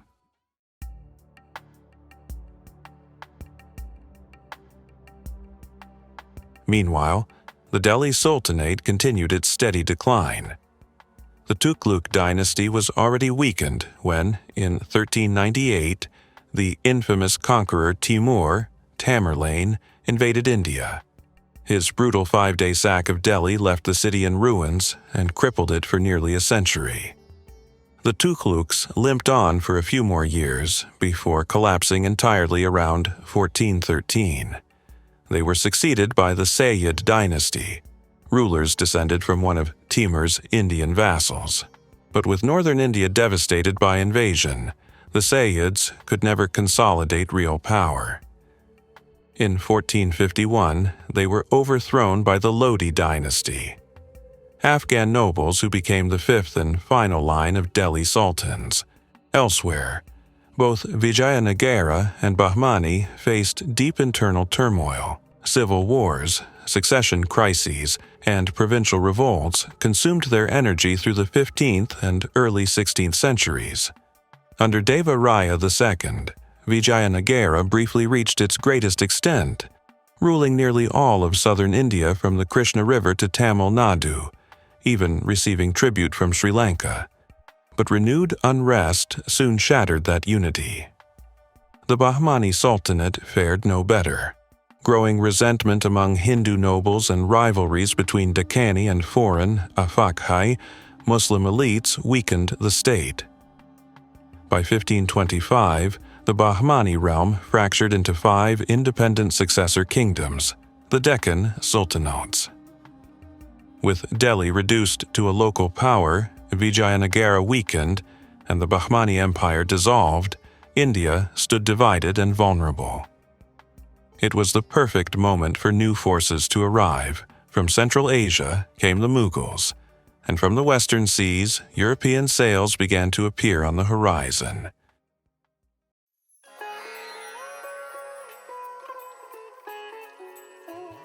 The Mughals, whose name derives from Mongol, had made occasional appearances in India since the days of Genghis Khan and Timur, who were regarded as their distant forebears. But unlike those earlier raiders, the Mughals who arrived in 1526 AD came not to plunder, but to found one of the greatest empires in Indian history. They entered India through Afghanistan under the leadership of Babur, a descendant of both Genghis Khan, through his mother, and Timur, through his father. With a disciplined army and advanced field artillery, Babur defeated the Lodi Sultan of Delhi at the First Battle of Panipat, 1526, and established control over northern India. Babur was not only a warrior, but also a scholar and poet. In his autobiography, the Baburnama, he described India's landscapes, gardens, plants, and animals with admiration, though he showed little affection for its climate or people. He built palaces and gardens inspired by Persian culture, creating elegant enclaves of Central Asian style that stood apart from the local Indian world around him. Babur's empire, however, was short-lived. After his death in 1530, his territories were divided among his sons, in keeping with Central Asian custom. India fell to his son Humayun, whose rule proved unstable. In 1540, he was overthrown by Sher Shah Suri, founder of the short-lived Sur Empire, and forced into exile. Seeking refuge with the Safavid Shah of Persia, Humayun gained military support and returned to India in 1555, defeating his rivals at the Battle of Sirhind and reclaiming Delhi. But fate was unkind. Only 6 months later, Humayun slipped on the steps of his library, struck his head, and died. His untimely death marked the end of a turbulent beginning and the dawn of a new era, the golden age of the Mughal Empire under his young son, Akbar the Great.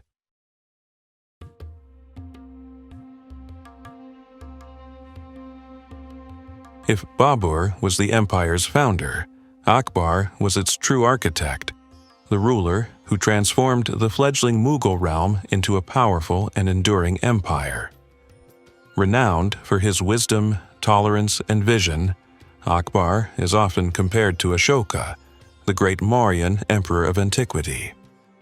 Akbar was only 13 years old when his father Humayun died, leaving the empire in the care of his regent, Bairam Khan. Bairam proved to be a capable administrator and commander, expanding Mughal control across northern India.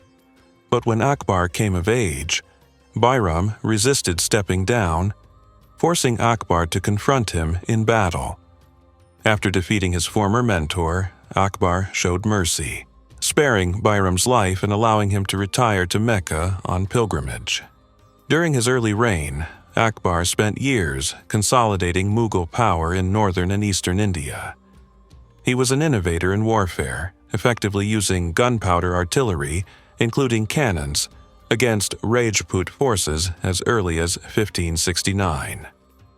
The Mughal army, under his rule, became the first major Indian military to depend primarily on gunpowder weapons. Akbar understood that lasting stability required more than conquest. He turned to diplomacy and inclusion, forging alliances with Hindu princes and marrying a Rajput princess, Jodhabai. He allowed Hindu nobles significant autonomy, provided they remained loyal to the Mughal crown. At the same time, Akbar built a strong centralized administration that would sustain the empire for centuries. He was known for his active governance, personally reviewing petitions and balancing justice with pragmatism. Deeply spiritual yet open-minded, Akbar sought harmony between Islam and the diverse faiths of his subjects. He banned animal sacrifices, discouraged the sati ritual, abolished the jizya tax on non-Muslims in 1564, and permitted Hindu temples to flourish freely. From 1575, Akbar began hosting famous interfaith debates at his court in Fatehpur Sikri, inviting scholars of Islam, Hinduism, Jainism, Christianity, and Zoroastrianism to exchange ideas in open dialogue. His genuine curiosity about religion led him to explore the concept of din-i-ilahi, or faith of the divine, seeking common moral principles among all religions. A great patron of art and scholarship, Akbar's reign marked the beginning of a true Mughal cultural renaissance, a fusion of Persian, Indian, and Central Asian traditions.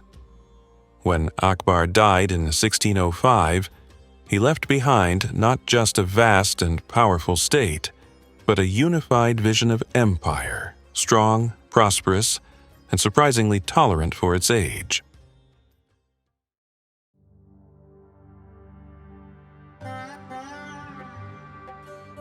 Great men like Akbar often dominate the pages of history, Yet the Mughal era also saw the rise of remarkable women whose influence shaped the empire from within.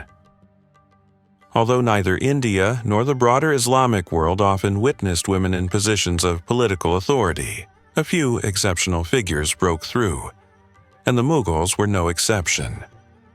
One of the most powerful of them was Nur Jahan, Light of the World, the wife of Emperor Jahangir, Akbar's son.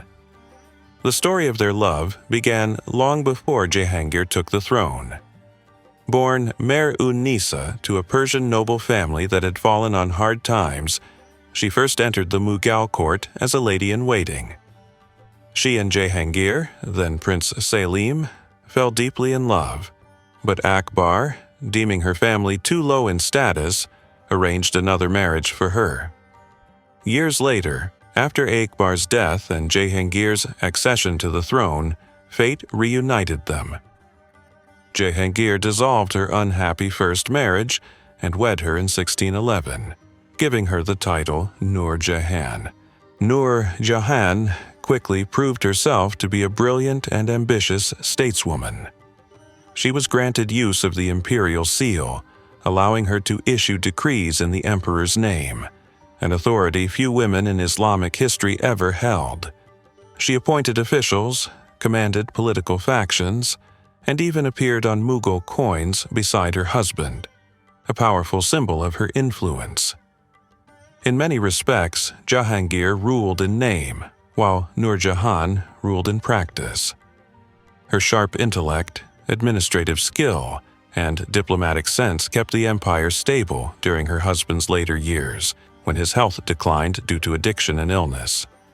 But her growing power also created tensions at court, especially with Jahangir's son and heir, Prince Khurram, the future Shah Jahan.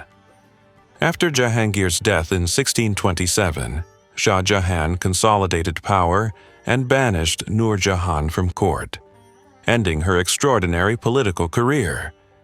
Yet her legacy endured, paving the way for another woman whose name would echo through eternity, Mumtaz Mahal.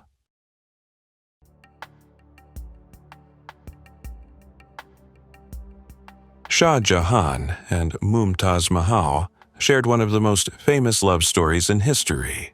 They were betrothed as teenagers and married around the age of 20.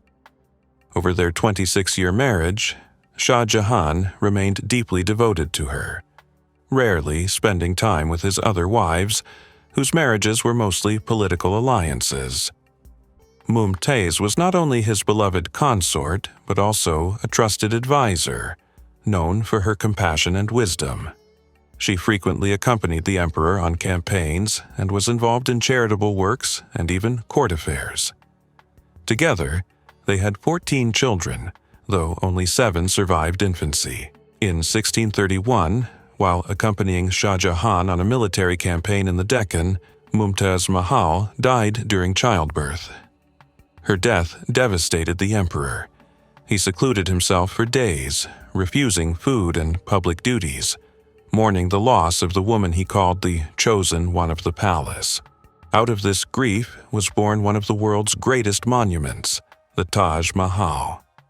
In 1632, Shah Jahan commissioned his chief architect, Ustad Ahmad Lahori, to design a magnificent mausoleum complex in Agra, a monument to eternal love.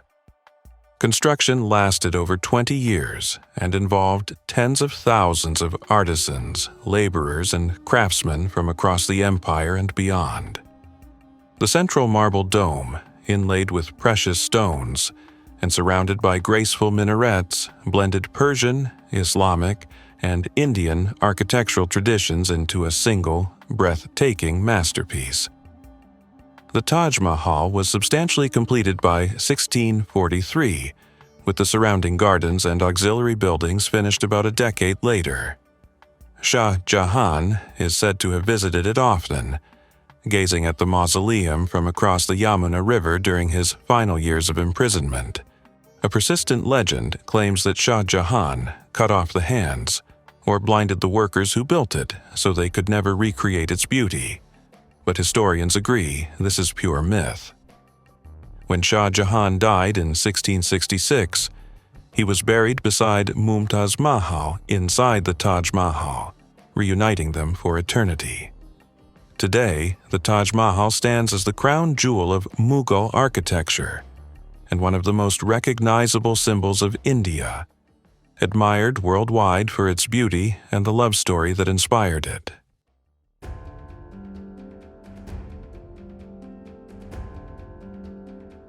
Change was coming to India, slowly at first, but inevitably. For over a millennium since the fall of the Roman Empire, direct contact between Europe and India had been minimal. Trade continued, but mostly through Arab and Persian intermediaries, with goods passing between the two worlds along the long-established silk and spice routes. Rare exceptions, like Marco Polo's travels in the 13th century, were the stuff of legend. That isolation ended dramatically in 1498, when the Portuguese explorer Vasco da Gama sailed around the Cape of Good Hope and reached the port of Calicut, Kozhikode, on India's Malabar coast. Da Gama was welcomed by the local Zamarin ruler, and the Indians saw the newcomers as little more than another group of foreign merchants seeking trade.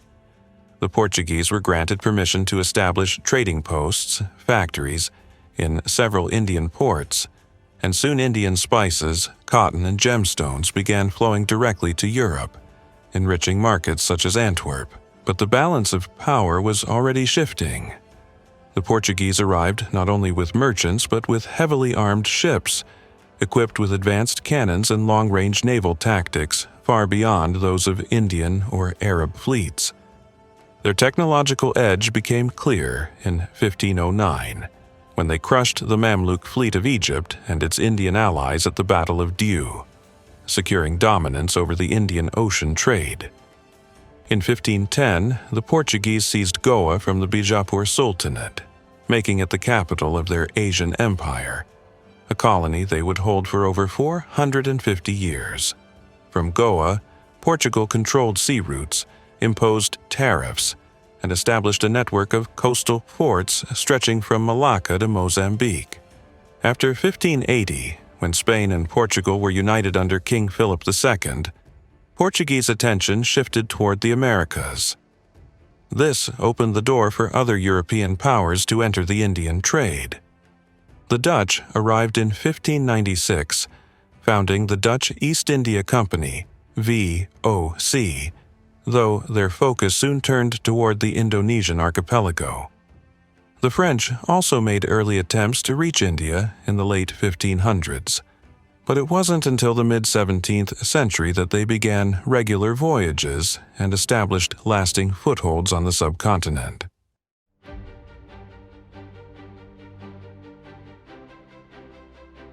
The British were among the last major European powers to reach India, but in time, they would become its most dominant. The first known Englishman to set foot in India was Jesuit missionary Thomas Stevens, who arrived in 1579 and settled in Goa, then under Portuguese control. He learned local languages, wrote one of the first grammars of Konkani, and even translated Christian texts into the Indian vernaculars, an early sign of how deeply Europe and India would soon intertwine. In 1583, 4 English merchants, John Newbery, Ralph Fitch, William Leeds, and James Story, attempted to establish direct trade with India. Captured by the Portuguese and imprisoned in Goa, they eventually escaped and found refuge at the Mughal court of Emperor Akbar. There, Leeds entered imperial service as a jeweler, while Fitch traveled widely across the subcontinent, recording detailed observations of Mughal India. Only Newbery managed to return to London in 1591, bringing back invaluable information that would guide England's future ventures in Asia. That same year, Captain James Lancaster led the first English naval expedition toward India, marking the beginning of England's maritime involvement in Asian trade. In 1608, Captain William Hawkins arrived at the court of Emperor Jehangir as the first official envoy of the English crown. but diplomacy was merely a formality. The true goal was commerce. Just 8 years earlier, on December 31st, 1600, Queen Elizabeth I had granted a royal charter to the English East India Company, EIC, giving it a monopoly on all English trade east of the Cape of Good Hope. The company quickly began sending expeditions to India, Indonesia, China, and Japan, competing fiercely with the Portuguese and Dutch for dominance. After a series of setbacks in Southeast Asia, the British shifted their focus entirely to India. Their first major victory came in 1612, when English ships under Captain Thomas Best defeated a Portuguese fleet at the Battle of Swali, near Surat. Impressed by this success, Emperor Jahangir granted the company permission to establish its first permanent trading base in India. At Surat, Jahangir even wrote personally to King James I, promising protection for all English merchants in Mughal territories and forbidding Portuguese ships from using his ports. What began as a modest trading privilege, a mere foot in the door, would in time become a boot on India's neck as the East India Company transformed from merchant enterprise to imperial power.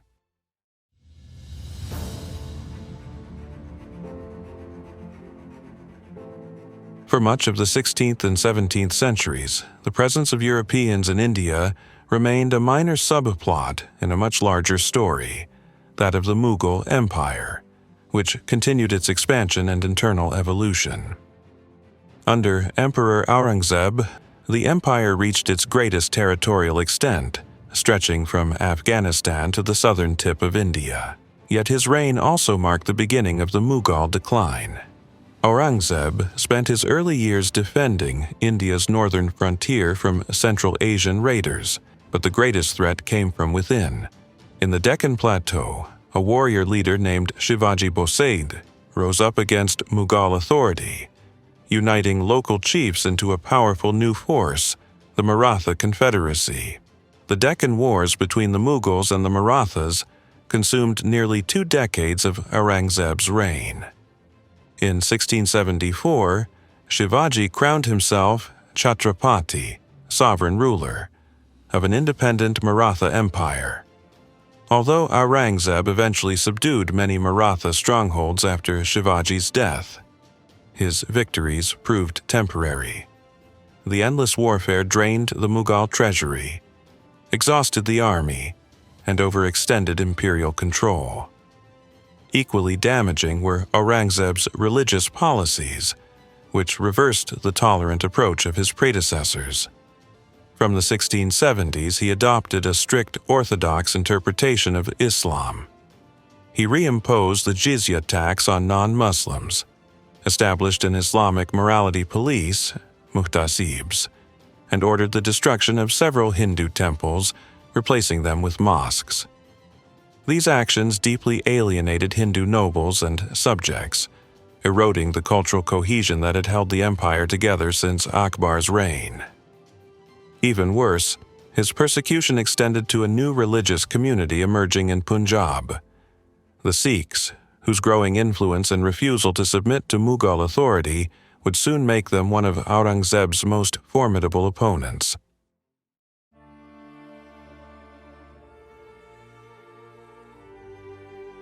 Sikhism is the youngest of the world's major religions, founded in the Punjab region by the spiritual teacher Guru Nanak. Born into a Hindu family in 1469, Guru Nanak experienced a profound spiritual revelation at the age of 30 while meditating near the river Bain. Emerging from his trance, he declared, "There is no Hindu, there is no Muslim, only God." Rejecting divisions of caste and creed, Guru Nanak preached a message of devotion to one God, equality of all people, and a life guided by truth, justice, and service. He spent the next 4 decades traveling across India, Tibet, Arabia, and beyond on missionary journeys known as Udasis, spreading his teachings. When Guru Nanak passed away on September 22, 1539, his followers, now called Sikhs, meaning disciples, continued his work under a succession of gurus. Sikhism emphasizes a direct, personal relationship with God, lived through righteous conduct, compassion, and service to humanity, rather than through rituals or priests. It warns against the five vices: attachment, ego, greed, lust, and anger, and calls believers to overcome them through meditation, discipline, and selflessness. Over time, distinctive Sikh practices emerged. Among them, the tradition of the 5 Ks, or Panj Kakar, became a visible expression of faith. Kesh, uncut hair, symbolizing acceptance of God's will. Kangha, a wooden comb for cleanliness. Kara, a steel bracelet for restraint and unity. Kachera, modest cotton undergarment symbolizing self-control. And Kirpan, a ceremonial sword representing the duty to defend truth and justice. At first, Mughal authorities regarded Sikhism as a minor sect, but by the time of the 5th Guru, Arjan Dev, 1563 to 1606, its growing popularity drew imperial suspicion. Guru Arjan was accused under Emperor Jahangir of supporting rebels and refusing conversion to Islam. When he declined to renounce his faith, he was tortured and executed in 1606. His martyrdom became a turning point, marking the transformation of Sikhism from a purely spiritual path into a community ready to defend its faith and people. It was a moment of political and moral awakening that would define Sikh history for centuries to come.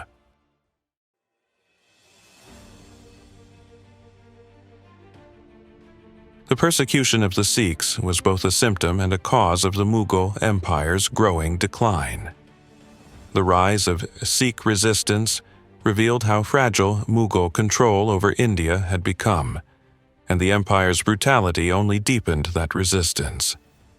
Emperor Aurangzeb discovered this when he ordered the execution of the 9th Sikh Guru, Tegh Bahadur, in 1675 for refusing to convert to Islam.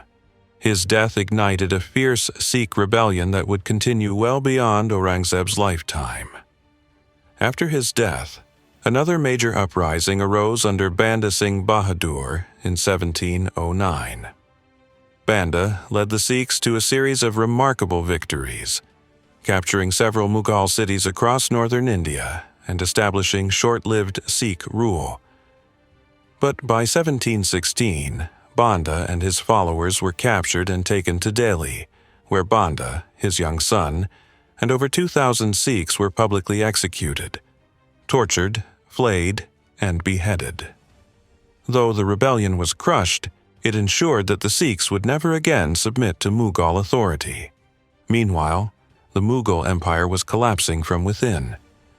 The strong centralized system created by Akbar had depended on competent leadership, and under weaker successors, it became a source of instability. As imperial power waned, provincial governors began asserting independence. In 1724, the Nizam of Hyderabad declared autonomy, carving a large portion of the Deccan out of Mughal control. That same year, Sadat Ali Khan founded the kingdom of Awadh in northern India. External invasions hastened the decline. In 1739, Nader Shah of Persia invaded India and inflicted a catastrophic defeat on the Mughals at the Battle of Karnal, despite being outnumbered 6-1. He then marched into Delhi, where his troops plundered the city, massacred its inhabitants, and carried off immense treasures, including the Peacock Throne and the Koh-i-Noor diamond. In the years that followed, Afghan forces under Ahmad Shah Durrani invaded repeatedly, culminating in 1752 with another brutal sack of Delhi. The city's population was enslaved and slaughtered, its temples defiled, and the empire's once great capital reduced to ruins and terror. By mid-century, the Mughal Empire was an empty shell, its authority shattered, its lands divided, and its people left to the mercy of warlords and foreign powers.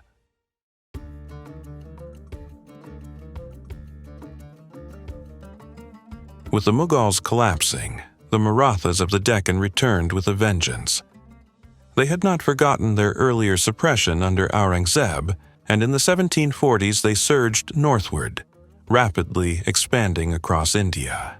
Between 1740 and 1761, the Marathas extended their influence over Rajasthan and Karnataka, launched multiple military raids into Bengal, captured Odisha in 1755, and in 1757 even seized Delhi. The city, already devastated by previous Persian and Afghan invasions, offered little resistance. It took just 2 weeks for the Marathas to take control. By the mid-18th century, the Maratha Confederacy had become the dominant power in India. Unlike the Mughals before them or the British after, their realm was not a single centralized empire, but a loosely organized confederation. At its center stood the Peshwa, a hereditary prime minister based in Pune, who acted as the de facto head of state. However, much of the practical authority lay with 4 powerful Maratha dynastic houses, each ruling semi-independent regions: the Bhonsles of Nagpur, the Gaikwads of Baroda, the Holkars of Indore, and the Scindias of Gwalior. This decentralized structure allowed regional autonomy and flexibility, but it also created fault lines that would eventually weaken Maratha unity. In 1761, the Marathas attempted to expand further north, but faced the Afghan Durrani Empire under Ahmad Shah Durrani. The resulting Third Battle of Panipat, fought in January 1761, was one of the largest battles of the 18th century, involving over 100,000 soldiers, elephants, and artillery on both sides. The Marathas were decisively defeated, suffering some 30,000 casualties, and their dream of dominating northern India came to a sudden halt.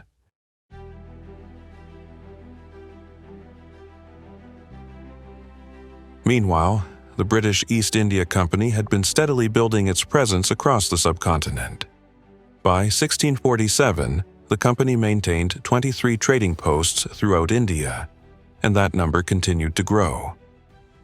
The 3 most important settlements were Madras, founded in 1639, today Chennai; Bombay, acquired in 1661, today Mumbai; and Calcutta, founded in 1690, today Kolkata. These cities would later become the pillars of British rule in India. The British found fertile ground for expansion in southern India, where the collapse of the Vijayanagara Empire in the early 17th century had left the region divided among numerous small kingdoms. Many of these rulers eagerly sought alliances with the British, hoping to use British troops and ships as leverage against their rivals. Contrary to what one might assume, the British did not immediately begin conquering India. For most of the 17th and early 18th centuries, their focus remained on trade, not conquest.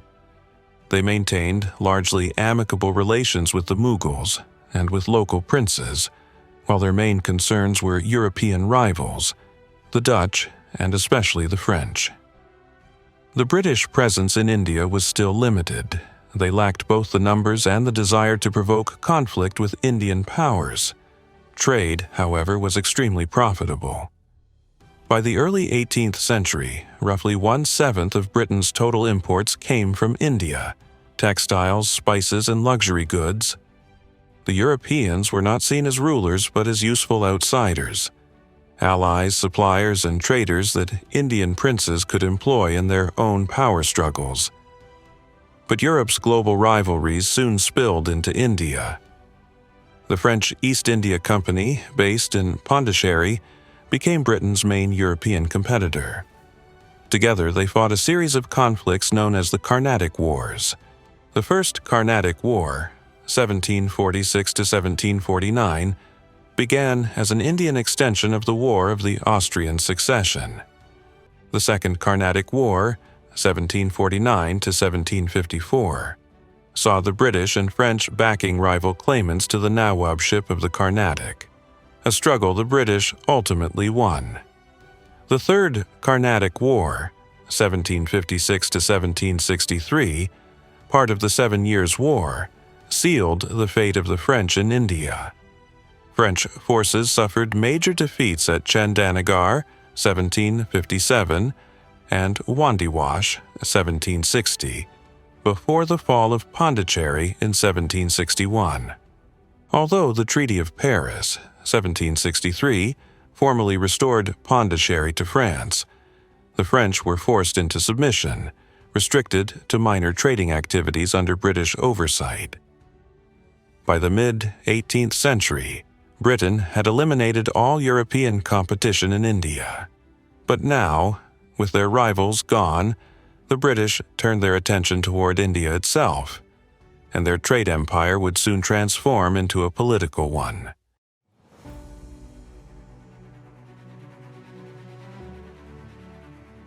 As part of its conflict with the French, the British East India Company fortified its outpost at Fort William in Calcutta, modern Kolkata. This military buildup alarmed the Nawab of Bengal, Siraj-ud-Dowlah, who demanded that the British halt their expansion. When they refused, Siraj gathered his army and marched on the city. The small British garrison was quickly overwhelmed, and the commander fled, leaving behind a token force of British and Indian soldiers to delay Siraj's advance. Many of the Indian troops switched sides, and the British were captured. After the fall of the fort, around 60 captured British soldiers were forced into a tiny 14 by 18-foot cell, later remembered as the Black Hole of Calcutta. With no food, water, or ventilation, most of the prisoners died overnight, likely without Siraj's direct orders. But when news of the atrocity reached the British, outrage swept through the company and Parliament alike. An EIC army was dispatched from Madras, commanded by Robert Clive, to retaliate. Clive's forces met Siraj's army at the Battle of Plassey on June 23, 1757. Unbeknownst to Siraj, Clive had struck a secret deal with one of his top generals, Mir Jafar, who promised to betray him during the battle. When Siraj's 50,000 men clashed with Clive's 3,000, the betrayal proved decisive. Mir Jafar withheld his troops, and the Bengali army collapsed, suffering casualties at a rate of nearly 20-1. Siraj-ud-Dowlah was captured and executed, while Mir Jafar was installed as the new Nawab of Bengal, though in practice the British now ruled. The Battle of Plassey is widely considered the beginning of British colonial rule in India. Mir Jafar's loyalty did not last long. He soon conspired with the Dutch, prompting the British to replace him with his son-in-law, Mir Qasim. But Qasim also rebelled, and the British restored Jafar once more. Qasim fled and sought help from Mughal Emperor Shah Alam II and the Nawab of Awadh, forming a powerful coalition against the British. This alliance met the British at the Battle of Buxar in 1764. Despite outnumbering the British 2-1, the Mughal forces were decisively defeated. In the subsequent Treaty of Allahabad, 1765, Shah Alam II granted the East India Company the Diwani, the right to collect revenue and taxes in Bengal, Bihar, and Orissa. Although this was nominally done on behalf of the emperor, it was a humiliating concession that effectively transferred the wealth of eastern India into British hands. By 1765, having defeated the French, the Bengalis, and the Mughals, the British East India Company had become the dominant power in India. Most of the subcontinent remained under Indian rulers, but the age of company rule had begun.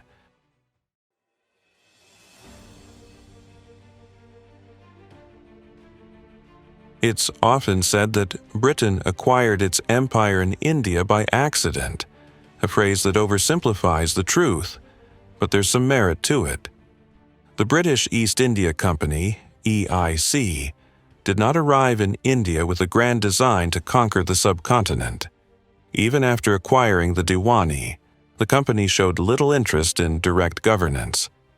Its main goal remained profit through trade, and as long as trade flowed smoothly, there seemed no reason to interfere deeply in Indian administration or society. Company policy at the time was explicitly one of minimal intervention, promising to adapt our regulations to the manners and understandings of the people, adhering closely as we are able to their ancestral usages and institutions. In other words, govern as little as possible, profit as much as possible. This philosophy became tragically evident during the Bengal famine of 1769 to 1770. A failed monsoon in 1768, followed by severe drought in 1769, caused widespread crop failure. Despite warnings, company officials took no meaningful action to prepare, being more concerned about disruptions to trade. When famine struck in late 1769, they hastily established grain distribution centers, but the effort was far too small and too late. By the time the rains returned in the second half of 1770, millions were dead. Contemporary estimates claimed 10 million, though modern historians suggest closer to 1 to 3 million. It was one of the deadliest famines in Indian history, and company officials learned little from it. Through the 1770s, most British administrators still knew almost nothing about India. Few spoke any Indian language or understood local customs. In 1773, Parliament passed the Regulating Act, the first major attempt to bring order to the company's growing power. The act required the company to send fixed revenues to Britain, pay for the privilege of ruling Indian lands on the Crown's behalf, and created a Governor-General to oversee all British affairs in India, assisted by a Council of Five. This was Britain's first formal step towards state supervision of company rule. Further reforms followed. In 1793, Governor-General Charles Cornwallis, best known as the British commander who surrendered at Yorktown during the American Revolution, introduced the Cornwallis Code, aimed at curbing corruption within company ranks. It banned company officials from private trade, dismissed many corrupt officers, and restructured taxation on the framework of the old Mughal revenue system. However, the same code also barred Indians from holding senior administrative posts on the racist assumption that they were morally unfit for authority. This marked a turning point. Systemic racial discrimination became a formal feature of British rule. Yet, Indians remained essential to the British military machine. By 1800, the company employed over 100,000 Indian soldiers, known as sepoys, men who would soon play a decisive role in both the expansion and the resistance to British power.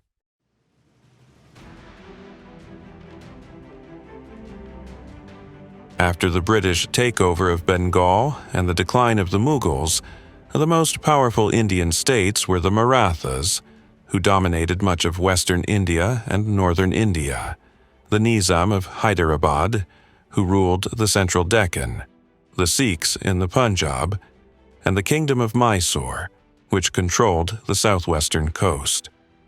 Although the British continued to insist that their only interest in India was trade, within a few decades they would defeat or absorb all of these powers.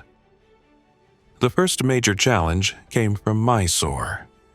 The kingdom had risen after the Maratha defeat at Panipat, 1761, exploiting their weakness to expand under the rule of Hyder Ali.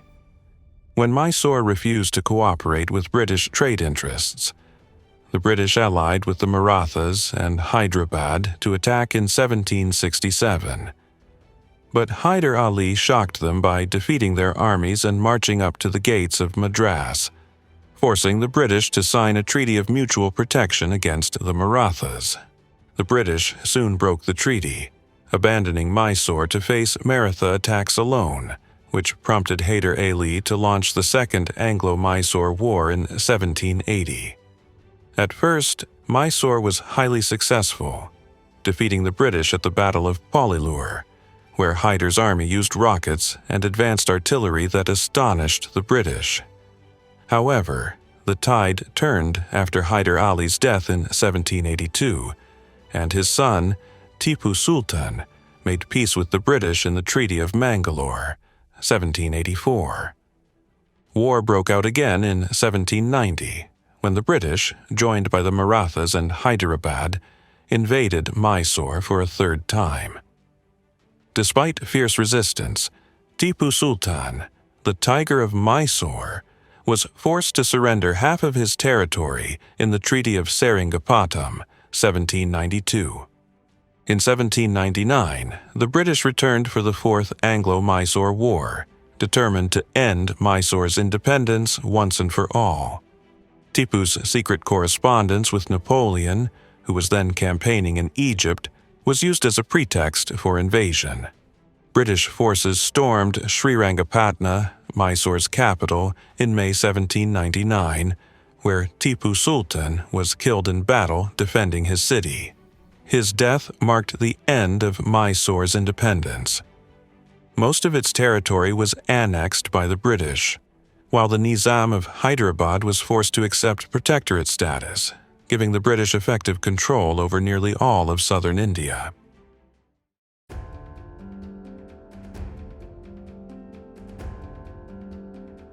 The Marathas would not last much longer either.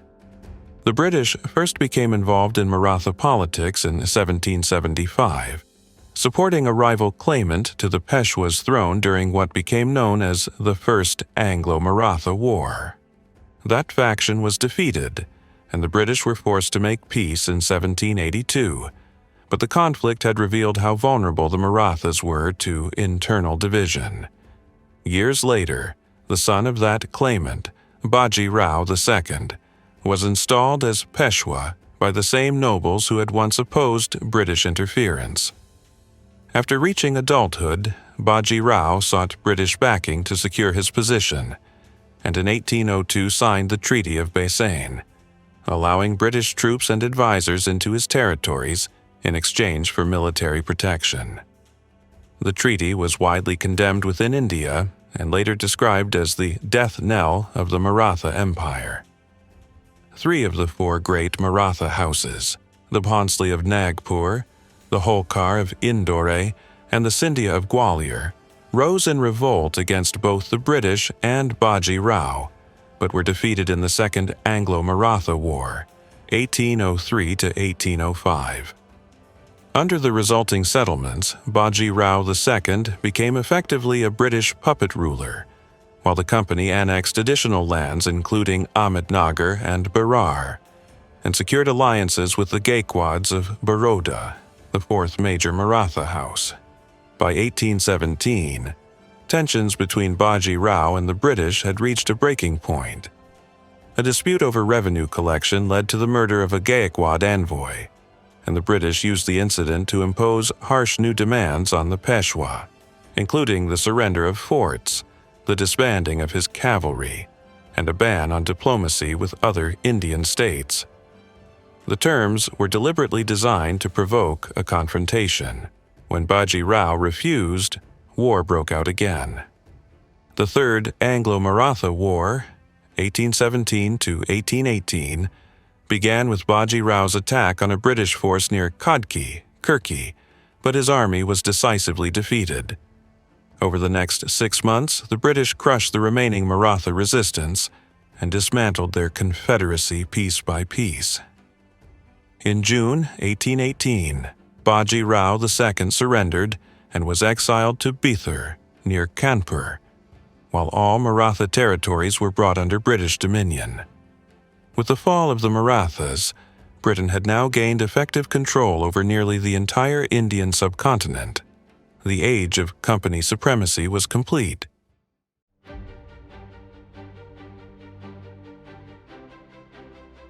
Throughout the first half of the 19th century, the British East India Company steadily absorbed the remaining independent regions of India and expanded beyond the subcontinent. They annexed Surat in 1800, the Carnatic, Nellore, and Tiruchirappalli in 1802, and after the Anglo-Nepalese War, 1814 to 1816, they forced Nepal to sign the Treaty of Sugauli, gaining Sikkim and much of Assam. In 1824, the First Anglo-Burmese War brought large parts of northeastern India and coastal Burma under British control, and further conquests in 1852 and 1885 would eventually complete their domination of Burma. By 1838, British troops were fighting on the opposite frontier in the First Anglo-Afghan War, which ended disastrously with the destruction of Kabul's garrison in 1842, though it still extended British influence over Afghanistan's politics. In 1843, attention turned to Sindh, where General Charles Napier led a swift 5-week campaign, defeating the ruling Taupur dynasty and bringing Sindh under British rule, ending more than 1,000 years of Muslim sovereignty there. Often, however, the British didn't need to fight to expand. Many local princes and small kingdoms, unable to oppose such a powerful force, submitted voluntarily, accepting British protection and reduced autonomy in exchange for keeping their thrones. By mid-century, these princely states numbered around 500, ranging from large kingdoms to minor estates scarcely larger than a single town, and together covered about 1/3 of British India. In 1848, the company adopted the infamous Doctrine of Lapse, giving itself the right to annex any princely state whose ruler died without a male heir.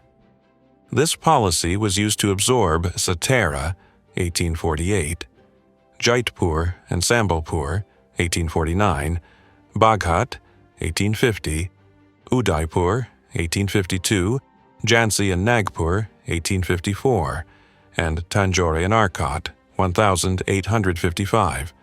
Finally, in 1856, the British annexed Awadh, Oudh, under the pretext of misrule and corruption, an act that stirred widespread resentment across northern India.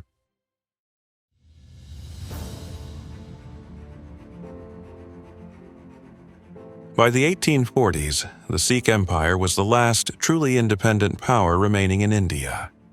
As Mughal authority collapsed in the 18th century, the Sikhs had organized themselves into semi-republican confederacies across Punjab known as Missals.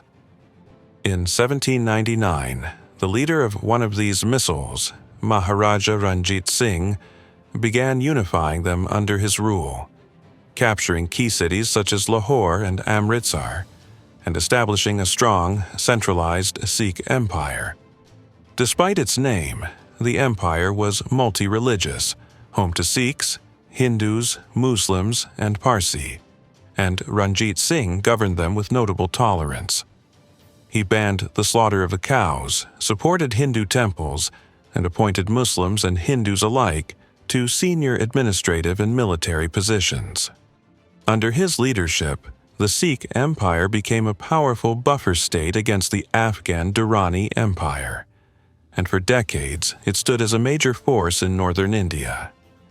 Relations with the British East India Company were initially friendly, as both sides viewed each other as useful allies. Everything changed after Ranjit Singh's death in 1839. In the chaos that followed, 4 rulers took the throne in just 4 years. 3 of them assassinated, while rival factions built up vast private armies. Alarmed by this instability, the British increased their own troop presence along the border, which the Sikhs perceived as a provocation.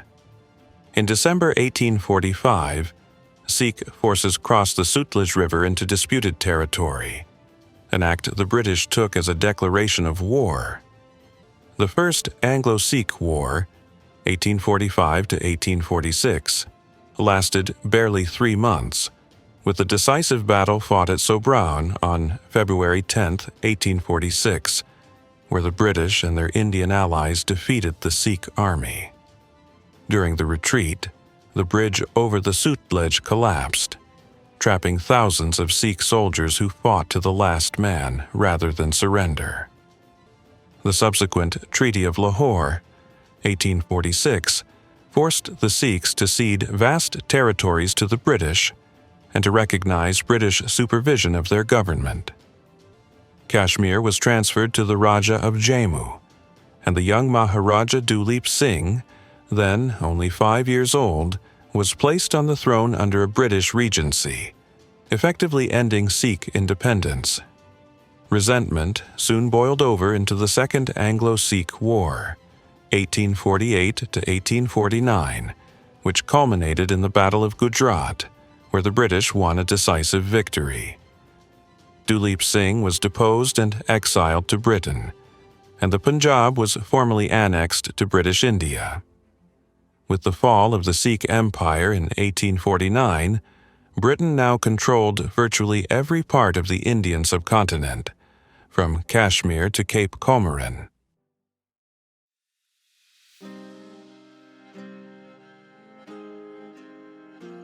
The British East India Company claimed it wanted to civilize India, to stamp out traditions that Britain viewed as barbaric and replace them with its own values. Some of these reforms were indeed popular, at least in principle. The most famous was the Sati Regulation of 1829, which made the ancient practice of widow burning illegal and punished anyone who tried to compel a woman to perform it. Another major reform came with the Indian Slavery Act of 1843, which abolished slavery and slave trading in India, bringing the subcontinent in line with the rest of the British Empire, where the practice had been banned since 1833. Many Indians welcomed the end of such practices, but resented that these changes were being imposed by foreigners rather than emerging from within Indian society itself. British defenders of empire often pointed to laws like these as proof of their civilizing mission. But for most Indians, the reality of colonial rule felt far less enlightened. The British introduced steam-powered ships, the telegraph, and most famously the railways. Yet these technologies were designed primarily for imperial efficiency, not local benefit. Telegraphs served colonial administration, and the railways carried cotton, tea, and grain to ports for export, not people for opportunity. Ordinary Indians rarely saw these so-called improvements improve their own lives. For the British, civilization also meant Anglicization. To rise in colonial society, Indians had to speak English, adopt British manners, and embrace Western education, often at the expense of their own languages, cultures, and traditions. The only way for an Indian to advance was, in essence, to become less Indian. This created deep alienation and resentment. By the 1850s, Indians were being ruled by outsiders who neither understood nor respected their culture, a power that had conquered or crushed anyone who resisted, promised reforms few experienced, and refused to listen to the people it governed. The result was a nation simmering with anger and frustration, and before long, those embers of discontent would ignite into open rebellion, shaking the very foundations of the British Empire.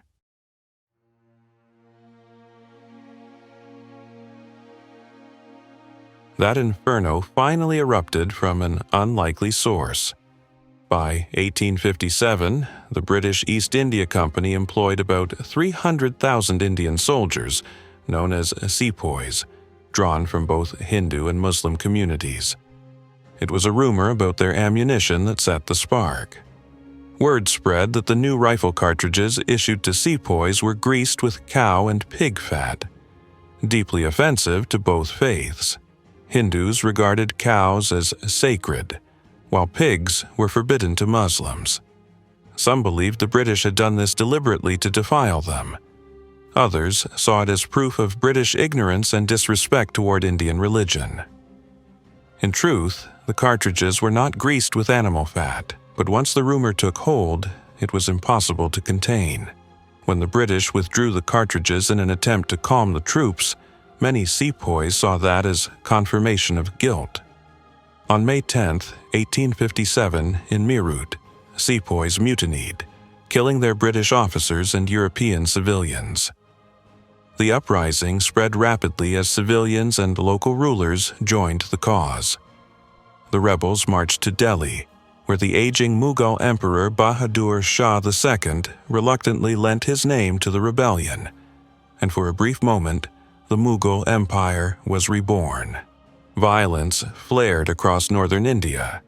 In Kanpur, sepoys killed nearly 900 British civilians after offering them safe passage, leaving only a handful of survivors. But support for the rebellion was far from universal. Many Indians stayed neutral, while Sikhs, Pashtuns, and southern princes sided with the British, a loyalty that later won them favor and privileges.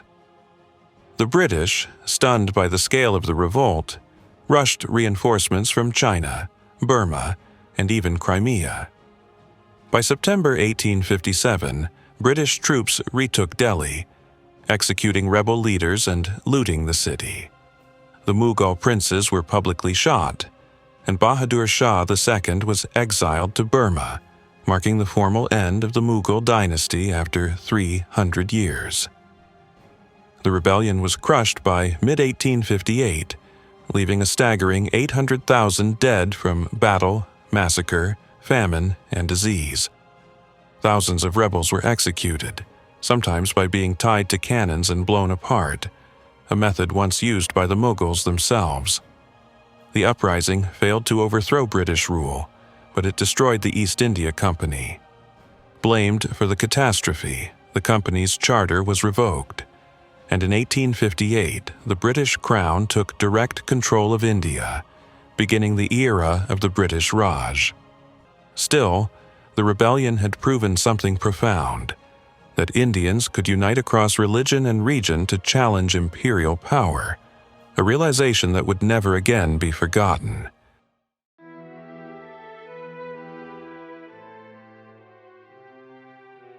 The formal annexation of India in 1858 did not immediately transform life in the subcontinent. The Governor-General was renamed the Viceroy, representing the British Crown, and the Executive Council was expanded to include a few Indian members. But for the vast majority of Indians, these bureaucratic changes meant little to nothing. They still had no voice in government, no share in power. Yet now, more than ever, there was growing pressure among educated Indians to find one.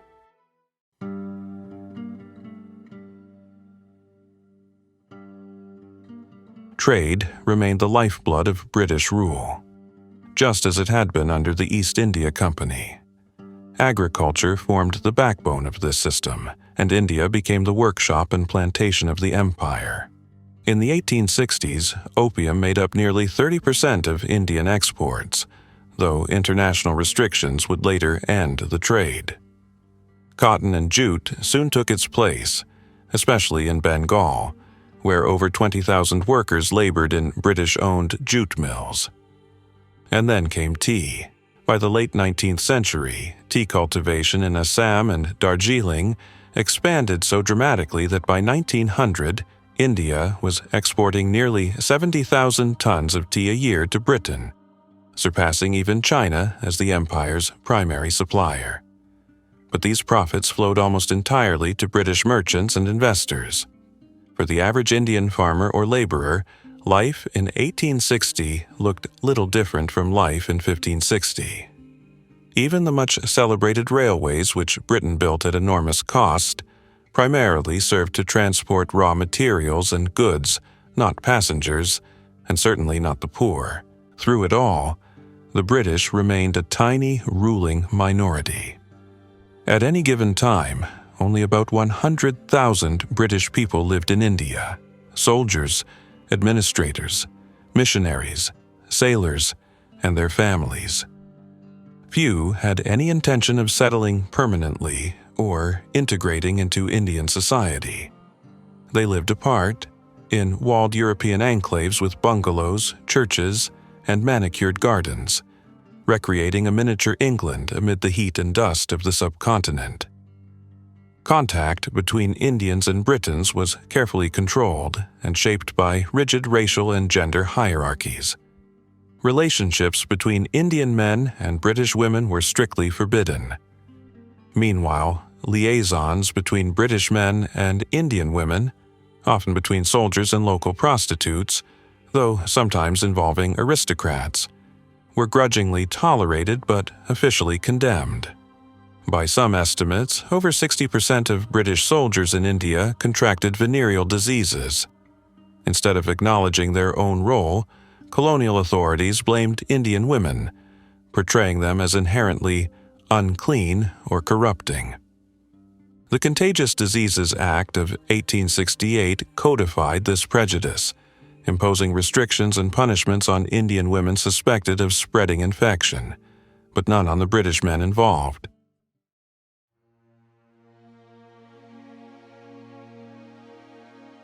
Among the British in India, few groups interacted more directly with ordinary Indians than Christian missionaries.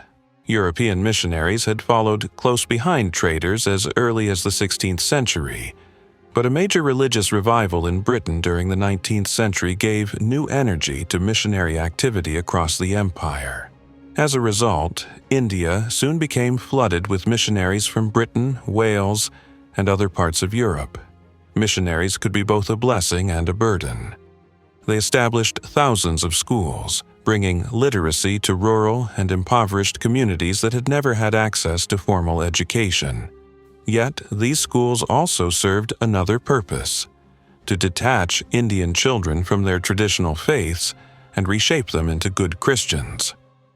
Missionaries often viewed Indian religions as idolatry or superstition, sometimes even as demonic, and saw Indians themselves as childlike, in need of European moral and spiritual guidance. Despite their zeal, conversion proved slow and limited compared to missionary success in Africa or the Americas. Still, a number of Indian communities did convert in significant numbers. One of the best-known examples is the Khasi people of Assam, where a Welsh Presbyterian mission arrived in 1841. The lead missionary, Thomas Jones, created a writing system for the Khasi language and translated much of the Bible into it. Tens of thousands of Khasi children learned to read and write through missionary schools. And today, over 80% of the 1.5 million Khasi identify as Christian. By the late 19th century, India's Christian population had grown to several million, small in proportion but enduring in influence.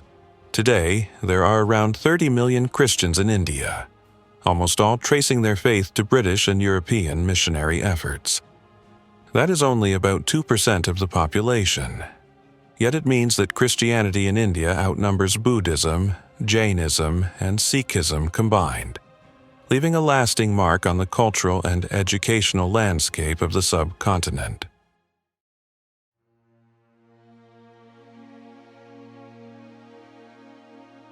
Outside missionary schools, a new generation of Indian elites gained access to a Western-style education. But it didn't take long for these educated Indians to turn British ideas back on the British themselves. In 1878, the Vernacular Press Act censored Indian newspapers critical of British policy during the Second Anglo-Afghan War. Indian writers and intellectuals quickly condemned the act as hypocrisy, pointing out the contradiction between Britain's ideals of free speech and its censorship in India.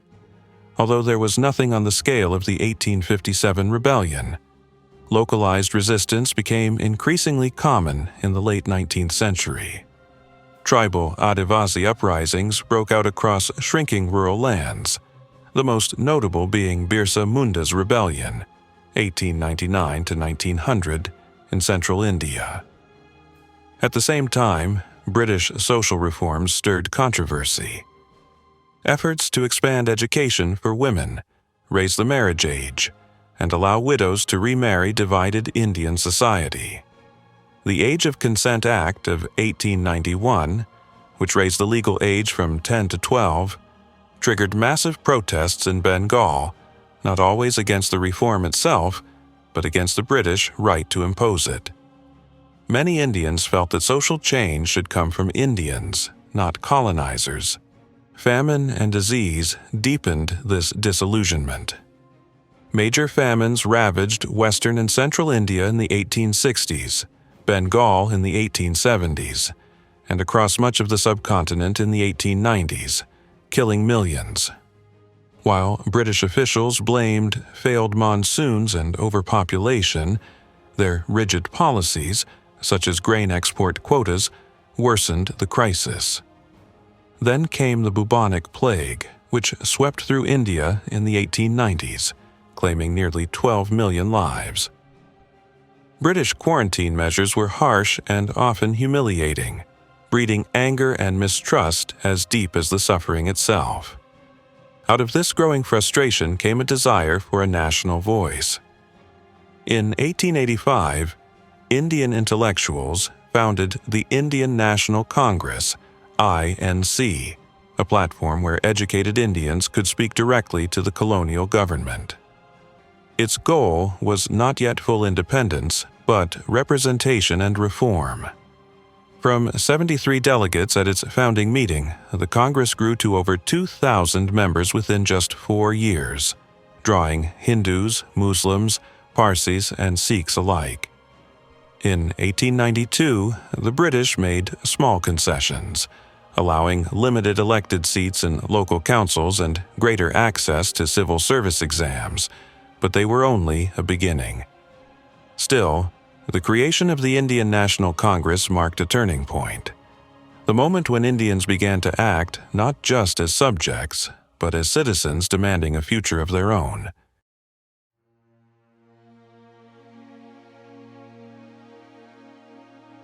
By the late 19th century, a shared Indian national consciousness was clearly emerging. Yet beneath this unity lay deep divisions, and none proved more enduring than the tension between Hindus and Muslims. These tensions were not new. Long before British rule, there had been episodes of communal violence, from clashes between Hindu locals and Muslim traders in port cities, to bitter resentment left by the intolerant policies of the later Mughal emperors. When the Mughal Empire declined, many Hindu nobles rose to power still harboring anger toward centuries of Muslim domination. The British made the situation even more complex. Believing they could manage religious divisions through law, they established separate legal systems for Hindus and Muslims, each governed by its own religious codes. In theory, this would prevent conflict. In practice, it hardened the divide, embedding it into India's institutions. The British also tended to be more sympathetic to Muslims, seeing them as loyal soldiers and granting them preferential access to the colonial army and to coveted civil service posts. This left many Hindus feeling marginalized and resentful. By the late 19th century, communal violence was becoming more common. In southwest India, the Mappila Muslim community rose in revolt 6 times between 1839 and 1921 against what they saw as oppression by Hindu landlords. Elsewhere, incidents could flare from almost anything. In Bombay in 1851, riots broke out after a Parsi journal published an image of the Prophet Muhammad, prompting violent reprisals. Perhaps the most explosive issue of all was the treatment of cows. In the 1870s, Hindu activists launched the cow protection movement, demanding a ban on cow slaughter, a sacred animal in Hindu belief. Muslims, for whom beef was an ordinary part of life, saw the campaign as an attack on their faith. The result was deadly. In 1893, more than 100 people were killed in the Punjab, and hundreds more in Bombay during riots over cow slaughter. Despite these tensions, many Muslims initially joined the Indian National Congress at its founding in 1885, sharing its call for greater Indian representation. But divisions soon re-emerged. Within a decade, half of Congress's Muslim members had withdrawn, convinced that their interests could not be safeguarded in a movement increasingly seen as dominated by Hindus.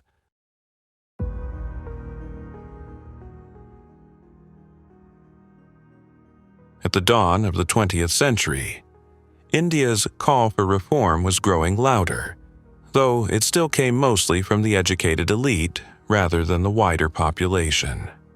That would change dramatically with the partition of Bengal in 1905.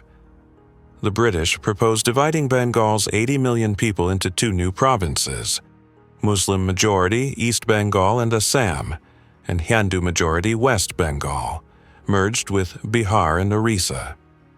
Officially, the goal was to make Bengal easier to administer. In practice, many Indians saw it as a divide-and-rule strategy designed to split Hindus and Muslims and weaken the growing nationalist movement. The reaction was explosive. While many Muslims supported the plan, hoping for fairer representation, Hindu leaders and Congress denounced it as a direct attack on Indian unity. A wave of mass protests swept across Bengal and soon across all of India. Using a growing vernacular press and an increasingly literate middle class, the movement gained unprecedented reach. Three leaders became the faces of the resistance: Lala Lajpat Rai, Bal Gangadhar Tilak, and Bipin Chandra Pal, affectionately known as Lal, Bal, and Pal. With Congress's support, they launched the Swadeshi movement, calling for economic non-cooperation. Indians were urged to boycott British goods, buy Indian-made products, and burn imported goods in public bonfires. By 1908, imports had fallen by about 25%, showing just how powerful organized economic resistance could be. Although largely peaceful, the movement was occasionally marred by isolated violence, which the British used to justify repression. Tilak was deported to Mandalay, Burma, in 1907, and Bipin Chandra Pal was arrested soon after. Despite these crackdowns, the protests continued until 1911, when Britain finally revoked the partition, replacing it with a new linguistic reorganization that satisfied few but calmed unrest. Even after the plan's withdrawal, the consequences were lasting. For the first time, a mass movement united Indians across provinces and classes in a coordinated stand against British policy, and it had worked. Yet the divide between Hindus and Muslims had also widened. In 1906, in response to rising Hindu dominance in Congress, Muslim leaders founded the All India Muslim League, setting the stage for the eventual partition of India 4 decades later.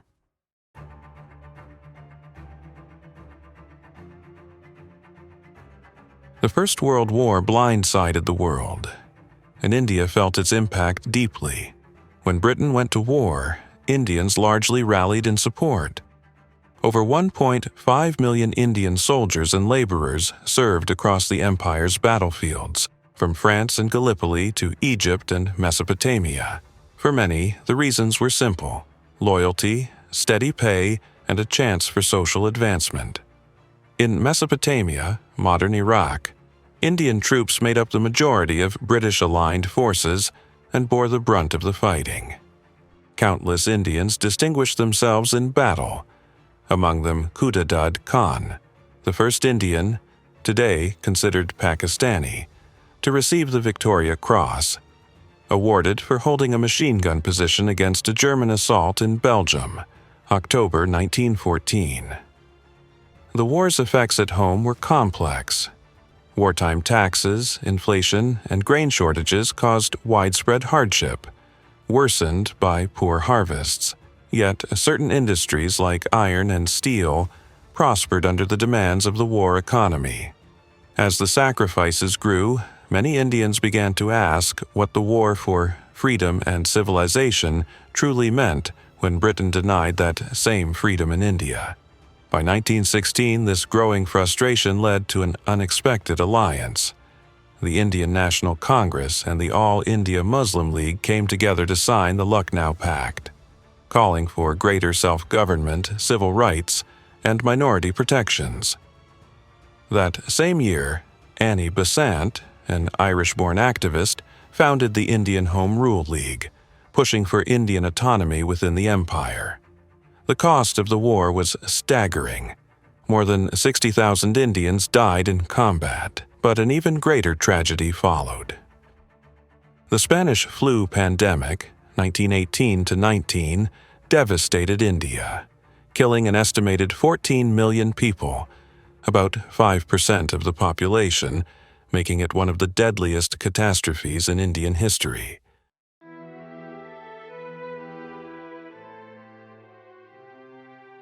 After World War I, India's hopes for reform were higher than ever, but the British response was deeply disappointing. The Montagu-Chelmsford reforms of 1919 offered only limited concessions, giving Indians partial control over departments like education and public health, while Britain kept firm authority over law, order, and finance. Worse still was the Rowlatt Act, which extended wartime powers that allowed political suspects to be imprisoned without trial. Indian leaders condemned it as a betrayal of wartime promises and a tool to crush dissent. Protests and strikes swept across the country, met with brutal crackdowns. Nowhere was the repression more infamous than in Amritsar. On April 13, 1919, during the Baisakhi festival, thousands of men, women, and children gathered peacefully in the Jallianwala Bagh, a walled public garden, to celebrate and protest the new laws. Without warning, Brigadier General Reginald Dyer arrived with 50 soldiers, blocked the only exit, and ordered them to open fire on the unarmed crowd. For 10 minutes, the soldiers fired over 1,600 rounds into the trapped civilians. Many were shot in the back as they fled. Others were crushed or jumped into wells to escape the bullets. Officially, 379 people were killed and over 1,200 wounded, though Indian estimates place the dead closer to 1,000 to 1,500. News of the massacre spread rapidly. Indians across the subcontinent were horrified and enraged. Even many who had supported British rule turned away forever. In Britain, the massacre was condemned in Parliament. Winston Churchill called it monstrous. Yet Dyer faced no serious punishment. He was dismissed from duty but hailed as a hero by many British supporters who raised far more money for him than the victims' families ever received in compensation. The Amritsar Massacre was a watershed moment in India's struggle for freedom. It destroyed faith in British benevolence, united moderates and radicals, and ignited the call for complete independence. By 1921, more than 30,000 Indians had been imprisoned in protests inspired by that day, and the nation began to look toward a new kind of leader to guide its resistance.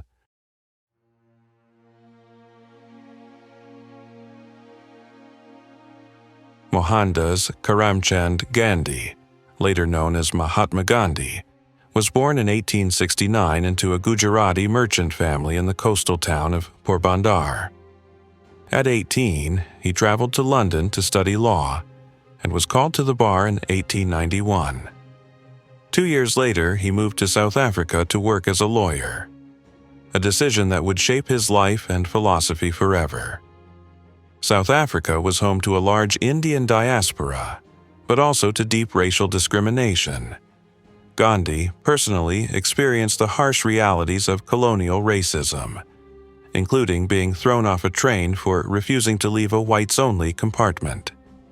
These experiences transformed him from a young lawyer into a political and spiritual activist.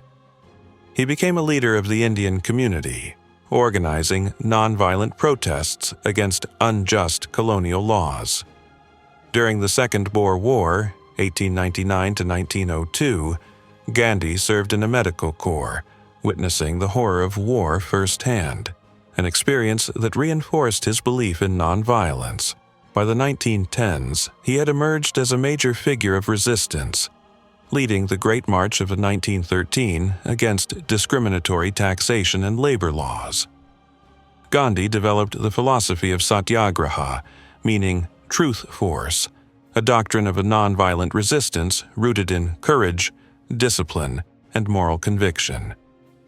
He believed that by rejecting violence and refusing to cooperate with injustice, Indians could defeat oppression without hatred, maintaining both dignity and moral superiority over their oppressors. In 1915, Gandhi returned to India. Already a celebrated figure, he quickly became a leading voice in the Indian National Congress, channeling popular anger after the Amritsar Massacre, 1919, into a nationwide movement for independence.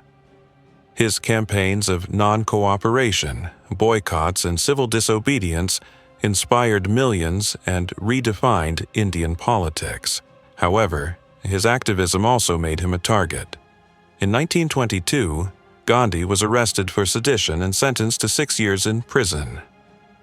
Upon his release, he found the independence movement divided, torn between moderates, radicals, and religious factions. Disillusioned by political infighting, Gandhi withdrew from formal politics, devoting himself to anti-poverty work, education, and the revival of village industries, believing that India's true strength lay in moral and social renewal, not just political freedom.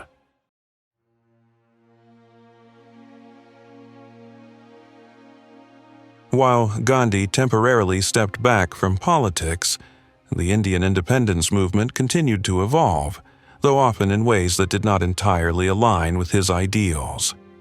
The 1920s saw India gain incremental concessions from the British, even as the call for self-rule grew louder. In 1921, Britain introduced limited reforms, granting India a bicameral legislature and greater control over financial matters through a tariff board. Another milestone came when civil service examinations were finally permitted to be held in India itself, ending the costly requirement for aspiring Indian officials to travel to England to qualify. A turning point arrived in 1928 with the establishment of the Simon Commission, tasked with reviewing India's system of governance. However, not a single Indian was included among its members, an insult that united Indian leaders across political and religious lines. Both the Indian National Congress and the All India Muslim League boycotted the commission and organized nationwide protests. In response, Congress formed its own Nehru Report Committee, led by Motilal Nehru, which drafted a proposal for Dominion status, a self-governing India within the British Commonwealth. But the momentum quickly shifted beyond compromise. In 1929, Congress elected Jawaharlal Nehru, Motilal's son, as its new president, symbolizing the rise of a younger, more radical generation. Under Nehru's leadership, Congress abandoned the goal of Dominion status, and on December 19, 1929, formally declared the demand for Purna Swaraj, or complete independence from Britain. The Muslim League, led by Muhammad Iqbal and others, was not yet ready to endorse full separation, still advocating for autonomy within the empire. However, the seeds of partition had already been planted. In 1933, at a conference in London, a pamphlet circulated among Muslim League members calling for the creation of a separate Muslim homeland, uniting Punjab, Afghanistan, Kashmir, Sindh, and Baluchistan, under the proposed name Pakistan. The British responded with the Government of India Act of 1935, which expanded provincial self-government and established separate electorates for Hindus and Muslims.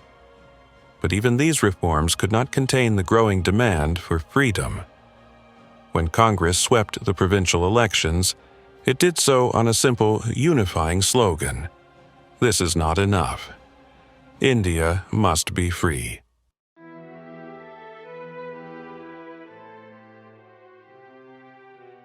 The Great Depression of 1929 struck India hard and reshaped the independence struggle in unexpected ways.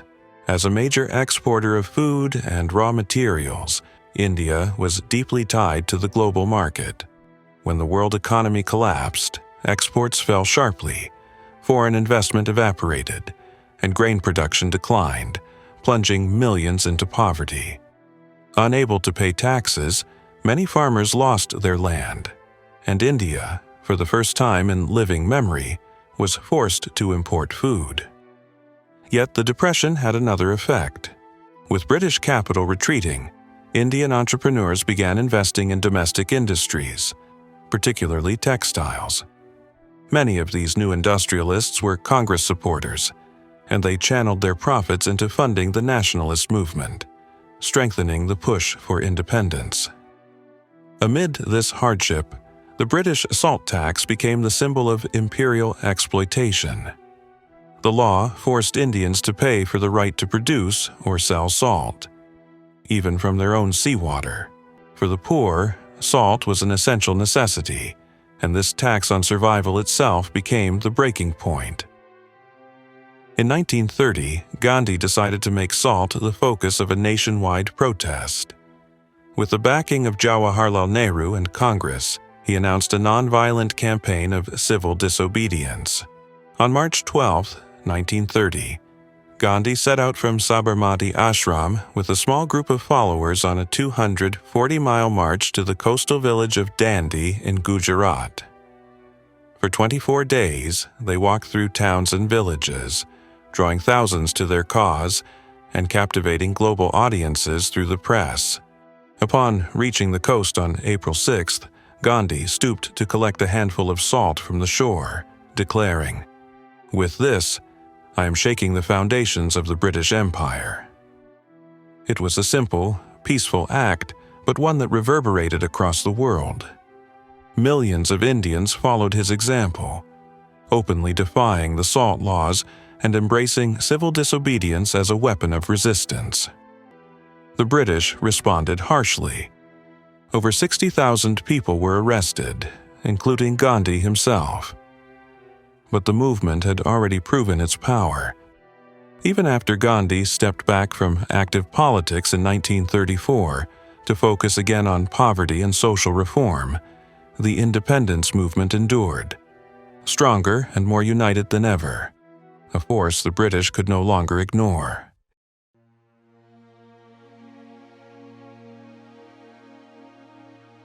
The Second World War once again reshaped India's fate. On September 1, 1939, Britain declared war on Germany, and India was automatically included without a single Indian being consulted. This unilateral decision angered Indian leaders, yet many ordinary Indians still sympathized with the Allied cause, especially after witnessing the brutality of Japanese expansion across East and Southeast Asia. India became one of the largest contributors to the Allied war effort. Over 1.4 million Indian soldiers served in nearly every theater of war, from North Africa and the Middle East to Italy, Hong Kong, and Burma. Indian divisions were the backbone of British defenses in Singapore, Hong Kong, and Burma, where tens of thousands were captured by Japanese forces. By war's end, India had provided more troops to the Allies than any other colony in the world. At home, however, the war caused deep political rifts.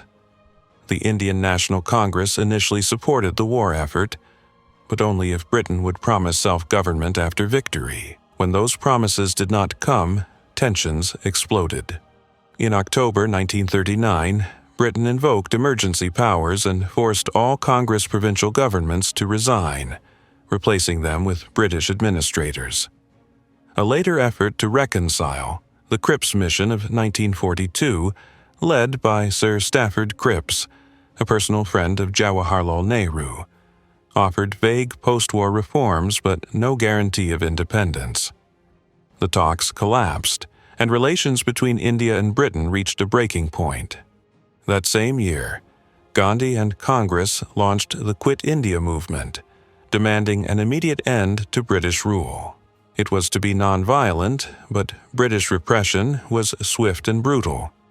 Gandhi, Nehru, and the entire Congress leadership along with nearly 90,000 supporters, were imprisoned. Spontaneous protests erupted across India. Some turned violent, with railway sabotage, strikes, and riots, showing the growing desperation of the Indian people. Gandhi was released in 1944, but his health was failing. Still, he persisted, urging Indians to hold to nonviolence even in the face of war and chaos. Yet, not all Indians shared Gandhi's strategy. A rival nationalist leader, Subhas Chandra Bose, took a radically different path. Believing that the enemy of my enemy is my friend, Bose sought independence through alliance with the Axis powers. He fled British India, traveled to Germany, met with Hitler, and helped to form the Indian Legion, a volunteer force under German command. As the European War turned against Germany, Bose shifted east to Japanese-occupied Southeast Asia, where he organized the Indian National Army, INA, from captured Indian prisoners of war. In 1944, the INA, fighting alongside the Japanese, launched an invasion of India in Operation Yugo, crossing into Manipur and besieging Imphal and Kohima. But the Indian population did not rise up as Bose had hoped. The British Indian Army, many of them Indians themselves, fought back fiercely. At Kohima and Imphal, the INA and Japanese suffered devastating defeats, among the bloodiest of the entire Asian campaign, ending any hope of Axis victory in India. By the time the war ended in 1945, India had paid a tremendous price. Tens of thousands dead, a battered economy, and a population more determined than ever that no foreign power would rule them again.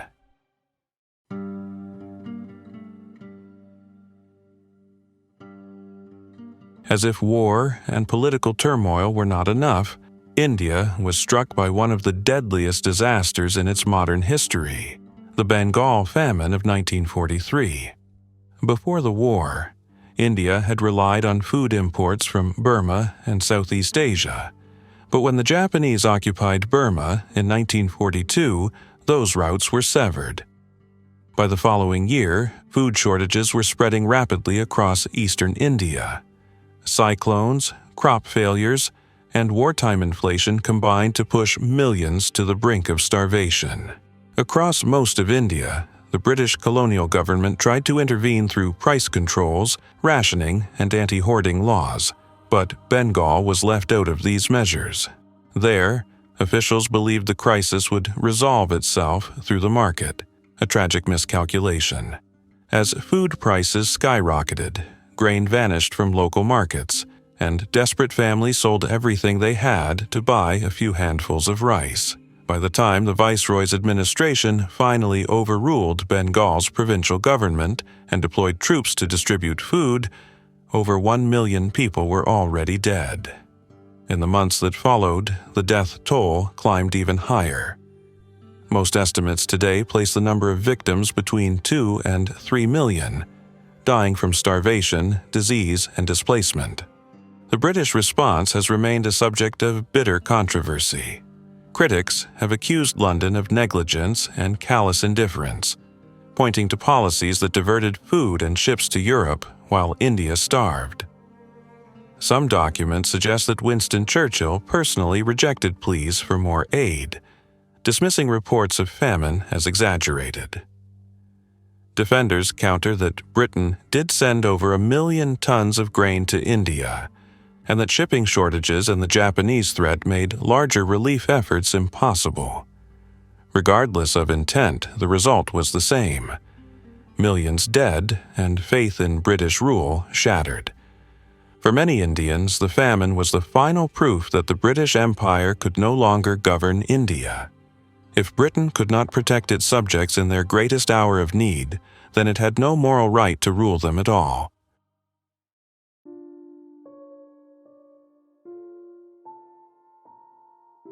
When the Second World War ended in 1945, both Britain and India had been transformed. The empire was exhausted, its economy shattered, its moral authority gone, and in India, the demand for independence could no longer be denied. In the post-war elections of 1946, the Indian National Congress swept over 90% of the non-Muslim seats, while the Muslim League won a similar share of the Muslim constituencies. The results made one thing clear: India was united in wanting freedom, but divided on what that freedom should look like.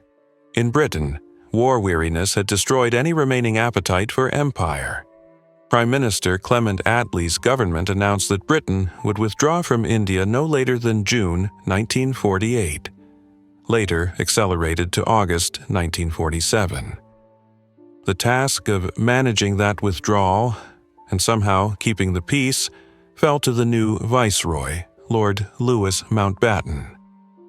There were deep disagreements over what independence should mean. Gandhi still hoped for a united India, where Hindus and Muslims could live together under one flag. But Muhammad Ali Jinnah, leader of the Muslim League, insisted that Muslims needed their own homeland, Pakistan, to protect their political and religious identity. After months of debate, it became clear that partition was inevitable.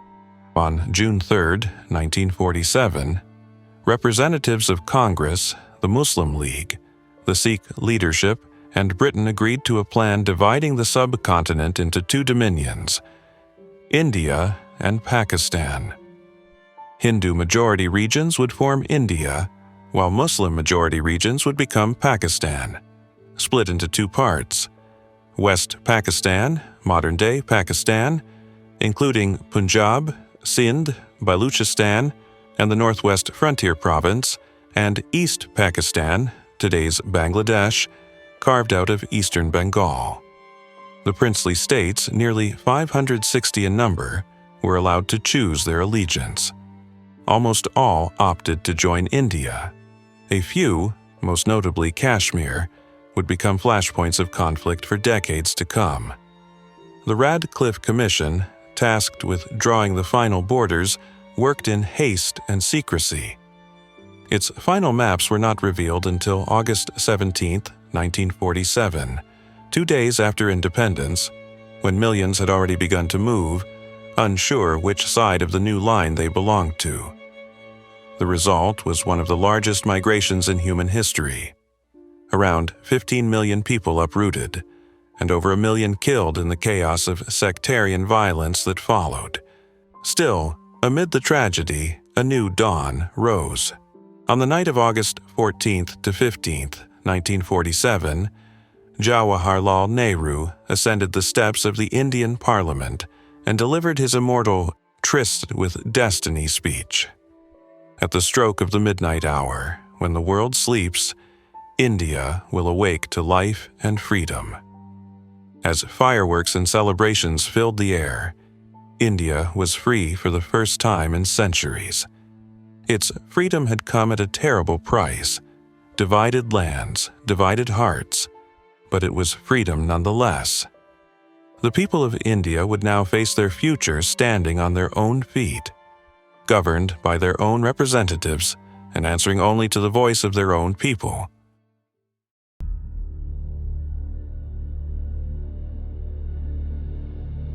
Independence had come, but at an unbearable cost. India now faced the immense challenge of building a nation from the wreckage of empire, a nation that had to reconcile hundreds of languages, dozens of faiths, and thousands of years of culture, all within the borders of a single state. At the heart of that challenge was partition itself. The hurriedly drawn borders between India and Pakistan had cut across villages, rivers, families, and hearts. Tens of millions woke up on the wrong side of the line. Hindus in Pakistan, Muslims in India, and minorities of every kind scattered between them. What followed was one of the largest migrations in human history. Nearly 15 million people fled or were driven from their homes. Entire families on foot, carrying what they could, moving toward what they hoped was safety. But neither government was prepared for the scale of the upheaval. There were no refugee systems, no organized transport, no food or medical aid. The trains meant to carry people to safety often became rolling coffins. Amid the chaos, sectarian violence erupted on an unimaginable scale. Caravans of refugees were ambushed, towns and villages burned, and mobs, Hindu, Muslim, and Sikh alike, exacted vengeance for perceived wrongs. On September 22, 1947, in Amritsar, nearly 3,000 Muslims were massacred by Sikh mobs who opened fire on a refugee train before storming its carriages with swords and knives. Just months later, on January 12, 1948, in Gujarat, Pakistan, a train of Hindu and Sikh refugees was halted and its passengers slaughtered by a Muslim mob. Such horrors repeated themselves across Punjab, Bengal, Jammu, and Kashmir, where religion and revenge turned neighbors into enemies. The demographic shock was staggering. In Indian Punjab, the Muslim population dropped from 30% in 1931 to less than 2% by 1951. Across the border, Hindus and Sikhs in Pakistani Punjab fell from 22% to barely 0.2% in the same period. In total, more than 1 million people died, and millions more bore the trauma of exile for generations to come.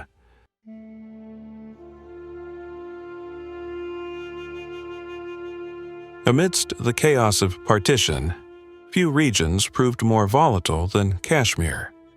When India and Pakistan emerged as new nations in August 1947, the princely state of Jammu and Kashmir remained undecided. Its ruler, Maharaja Hari Singh, a Hindu monarch governing a Muslim-majority population, had refused to join either side, hoping instead to remain independent. But independence was not an option the subcontinent would allow.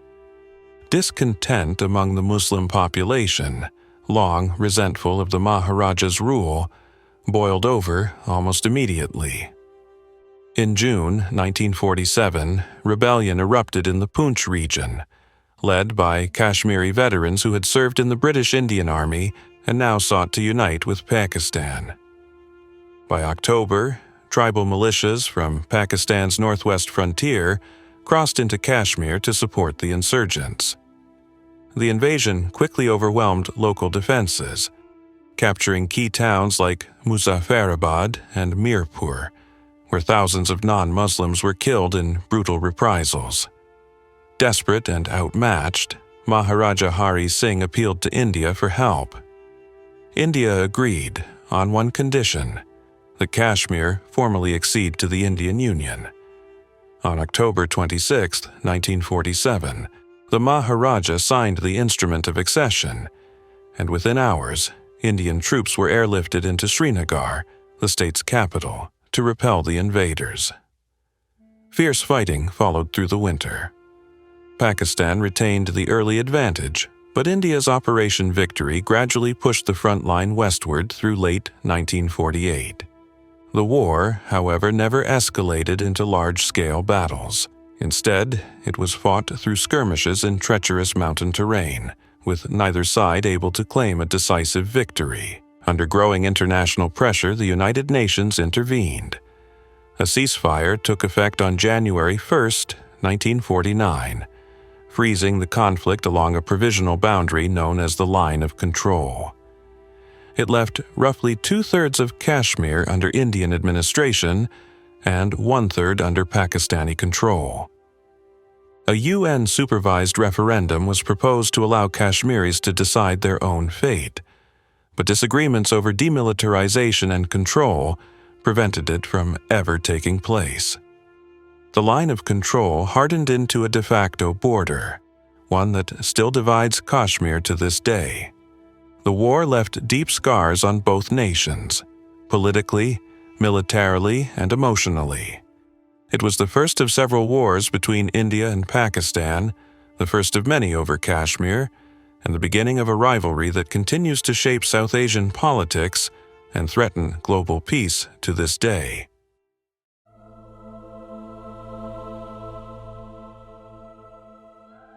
The first war over Kashmir had already darkened the euphoria of independence. For many Indians, it shattered the dream of unity that had inspired the struggle for freedom, and for Mahatma Gandhi it was a personal heartbreak. After independence, Gandhi devoted himself entirely to reconciliation. He traveled tirelessly across India, urging Hindus and Muslims to forgive one another and rebuild their nation together. By January 1948, he was in New Delhi, leading prayer meetings and fasting in the hope of halting the spiraling communal violence that still haunted the subcontinent. But not everyone saw Gandhi's message of peace as noble. To Hindu extremists, his compassion toward Muslims was a betrayal. Among them was a man named Nathuram Godse, a former journalist and radical nationalist who believed Gandhi's ideals had weakened India. On the evening of January 30th, 1948, as Gandhi walked toward a prayer gathering in the gardens of Birla House, Godse stepped forward from the crowd, bowed to him, and fired 3 bullets at close range. Gandhi fell instantly, uttering his final words, "He Ram, oh God." The news stunned the nation. Jawaharlal Nehru, Gandhi's protege and now India's first prime minister, addressed the country with trembling voice. "Friends and comrades, the light has gone out of our lives, and there is darkness everywhere. I do not quite know what to tell you or how to say it." Across India, grief turned into rage. Riots broke out in several cities, and Godse and his accomplices were swiftly arrested, tried, and later executed. But Gandhi's death marked far more than the end of one man's life. It was the end of an era, the final act of India's long, painful rebirth. Gandhi had lived to see his nation free, but not yet at peace. His assassination left India without its moral compass, even as it entered a new chapter, one of self-rule, reconstruction, and hope. The Mahatma was gone, but his vision of truth, non-violence, and unity would continue to guide India for generations to come.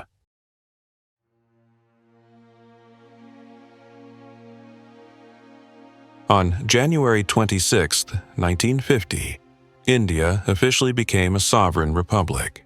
After centuries of foreign rule and years of struggle, the new Constitution of India came into force, a document that would define the ideals, identity, and aspirations of the world's largest democracy. The Constitution established India as a democratic republic, where every citizen above the age of 21 had the right to vote, regardless of wealth, gender, caste, or religion. It enshrined freedom of speech, association, and belief, and outlined a parliamentary system with 2 houses, the Lok Sabha, People's Assembly, and the Rajya Sabha, Council of States. Executive power rested with the Prime Minister, and in India's first general elections, Jawaharlal Nehru and the Indian National Congress triumphed in a landslide, carrying forward the political legacy of the independence movement. Equally vital was the decision that India would be secular, with its mosaic of faiths, languages, and ethnicities. Binding the nation to a single religion could only invite disaster. The new republic guaranteed equal rights and protections to Hindus, Muslims, Sikhs, Christians, Jains, Buddhists, and all others, declaring that India belonged to none and to everyone at once. Language posed another challenge. While Hindi was designated the official language of the Union, other major languages, Bengali, Tamil, Marathi, Telugu, Gujarati, and more, were also recognized for official use in their respective regions. This linguistic pluralism shaped the first division of India's states, aiming to preserve local identity while maintaining national unity. The Constitution also sought to heal India's oldest wounds, those of caste and inequality.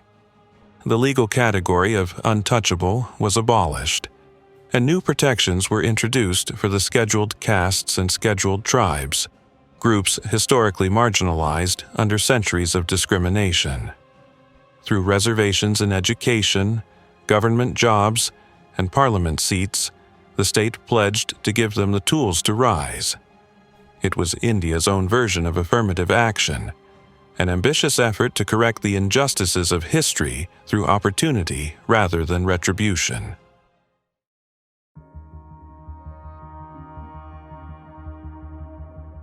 Jawaharlal Nehru led India through its formative years of independence and played a defining role in shaping the modern Indian state. Economically, Nehru was a socialist, though not a communist. He favored state planning and regulation over free market capitalism, believing that a newly independent nation could not rely solely on private enterprise. His government introduced a series of 5-year plans, directing public investment into key industries such as steel, energy, and infrastructure. Some sectors were nationalized, while others remained in private hands, a balance that reflected Nehru's moderate approach. Although critics on the left faulted him for not going far enough, the results spoke for themselves. India's post-war recovery was remarkable. By the mid-1960s, the country ranked 7th in the world in industrial output, and its per capita GDP steadily increased, though it still lagged far behind Western economies. Socially, Nehru's administration enacted sweeping reforms aimed at equality and modernization. His government abolished caste restrictions on marriage, raised the minimum marriage age, expanded women's inheritance rights, and worked to improve education nationwide. The 1950s saw the creation of thousands of new schools and universities, including the founding of the Indian Institutes of Technology, IITs, centers of excellence that remain among the most respected in the world today.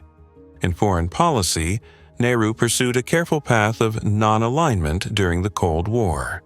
Although India's socialist leanings brought it closer to the Soviet Union, Nehru maintained friendly diplomatic and economic relations with the West, making India a pillar of the non-aligned movement.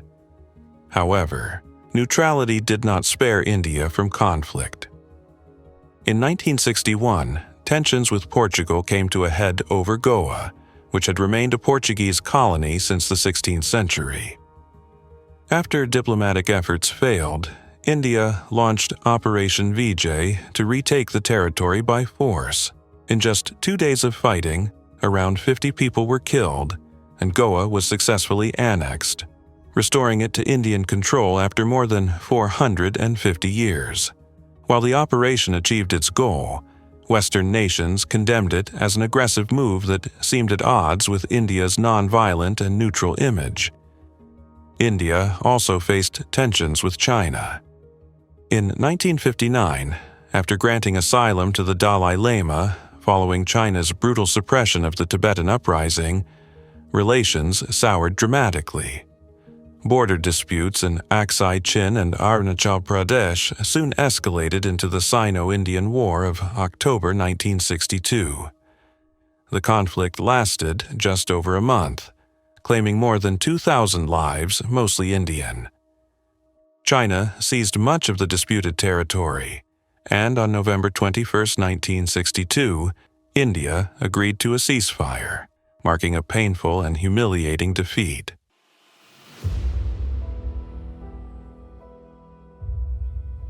In 1964, Jawaharlal Nehru, the architect of modern India, died suddenly of a heart attack.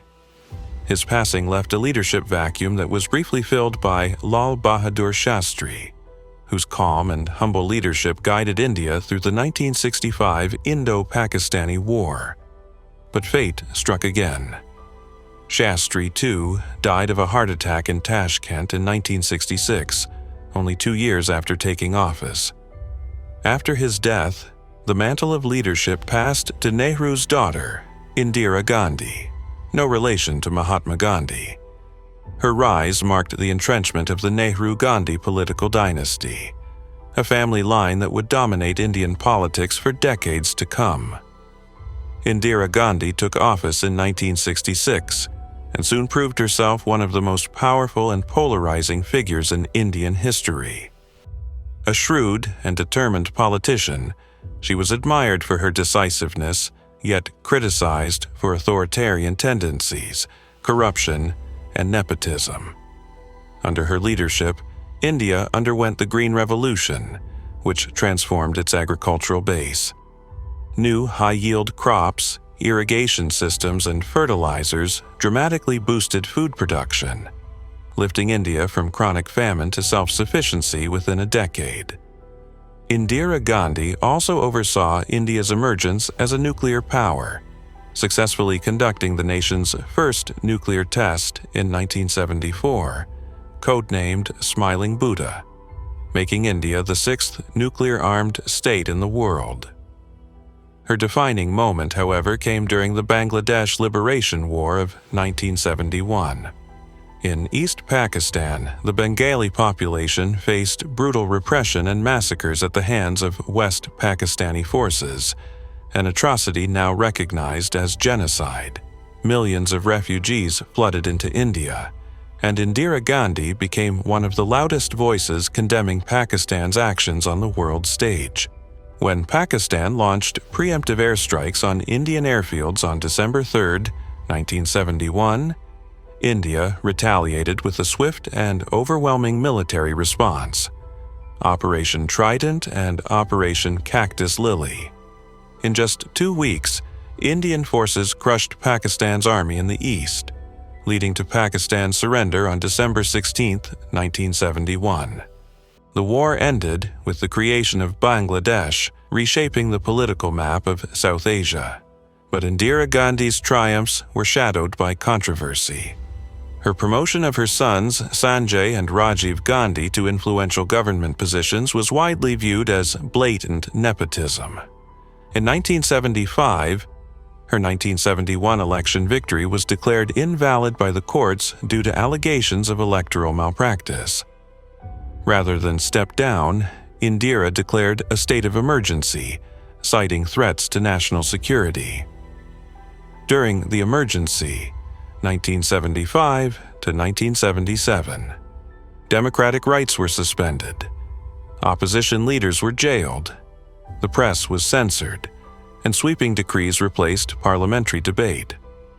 Though she retained significant popular support, her rule became synonymous with authoritarianism and fear. When Indira finally called elections in 1977, the tide had turned. The public, weary of censorship, arrests, and economic hardship, voted overwhelmingly against her.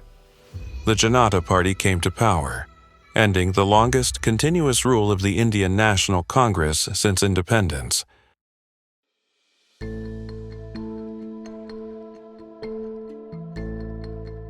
The Janata Party, which had swept to power after Indira Gandhi's defeat, quickly proved unable to manage India's deep social and economic challenges.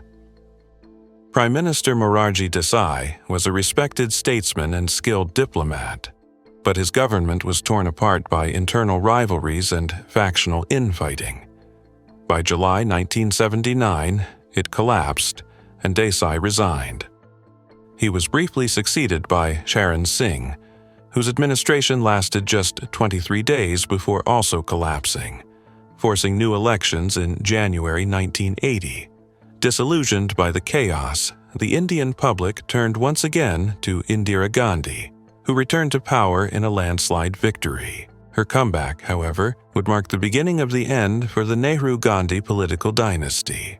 Only months after her return, tragedy struck when her elder son and chosen heir, Sanjay Gandhi, was killed in a plane crash in June 1980. The loss devastated Indira personally and politically, but an even greater crisis awaited, one that would define her final years. In Punjab, tensions were escalating between the Indian government and Sikh separatists who sought to create an independent Sikh homeland, Khalistan. Although most Sikhs remained loyal to India, the movement's radical faction, led by Jarnail Singh Bhindranwale, grew increasingly militant, fortifying themselves inside the Golden Temple in Amritsar, the holiest shrine in Sikhism. In June 1984, Indira Gandhi ordered Operation Blue Star, a military assault to remove the militants from the temple complex. For 6 days, Indian troops fought intense street battles in and around the sacred site. Tanks and heavy weapons were used, and hundreds of soldiers, militants, and civilians were killed. The operation deeply shocked the Sikh community worldwide and left lasting wounds. On October 31, 1984, retribution came. 2 of Indira Gandhi's Sikh bodyguards, Bant Singh and Satwant Singh, assassinated her as she walked through the garden of her residence on her way to a television interview. Her death plunged India into grief and chaos. In the days that followed, horrific anti-Sikh riots erupted across northern India, leaving thousands dead. Indira's younger son, Rajiv Gandhi, was swiftly sworn in as prime minister. Educated and pragmatic, Rajiv sought to modernize India's economy and embrace new technology. His tenure saw early steps toward economic liberalization and efforts to restore peace in regions troubled by insurgency, particularly Punjab and Assam. However, Rajiv's decision to send the Indian peacekeeping force to Sri Lanka, 1987 to 1990, to intervene in the civil war against the Tamil Tigers backfired badly. The campaign became unpopular both in India and abroad, leading to his electoral defeat in 1989. Hoping to return to power, Rajiv began campaigning again, but on May 21, 1991, tragedy struck once more. While campaigning near Chennai, he was assassinated by a suicide bomber belonging to the Liberation Tigers of Tamil Eelam, LTTE, a grim echo of India's intervention in Sri Lanka. Rajiv's death marked the end of the Nehru-Gandhi dynasty's uninterrupted leadership, which had guided India for 40 of its first 44 years of independence.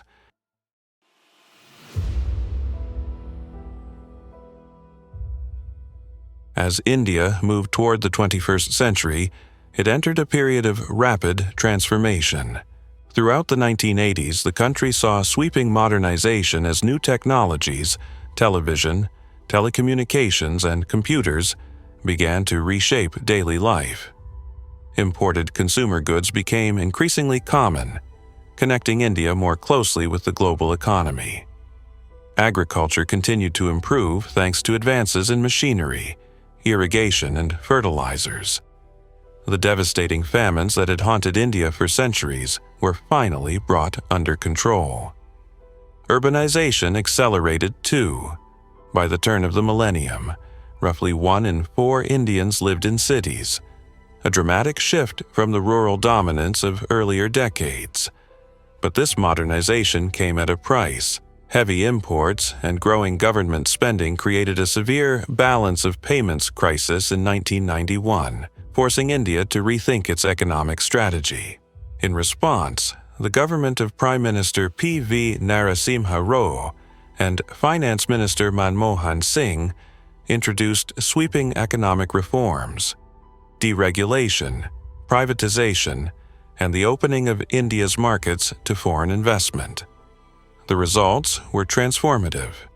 India's GDP per capita rose by almost 50% between 1990 and 2000, and continued to climb sharply in the decades that followed, setting the stage for India's emergence as one of the world's fastest-growing economies.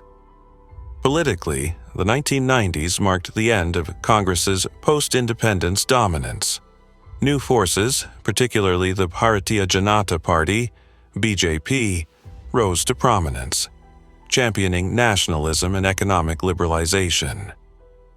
The era was defined by coalition governments, shifting alliances, and several short-lived prime ministers who struggled to maintain stable majorities, a reflection of India's growing political diversity. Yet modernization did not erase old tensions. Relations with Pakistan remained fraught despite periodic diplomatic efforts. In 1999, the two nations clashed in the Kargil War when Pakistani troops infiltrated across the line of control in Kashmir. The stakes were higher than ever. Both India and Pakistan now possessed nuclear weapons. After 12 weeks of fierce fighting and an estimated 1,000 to 4,000 deaths on both sides, India repelled the invasion and restored its positions.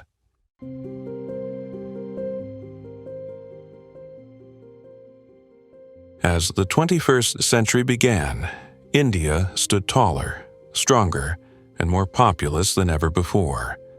On May 11, 2000, a baby girl named Asta Aurora was celebrated as India's billionth citizen, a symbolic moment for a nation that had grown from colonial subjugation to one of the world's largest democracies.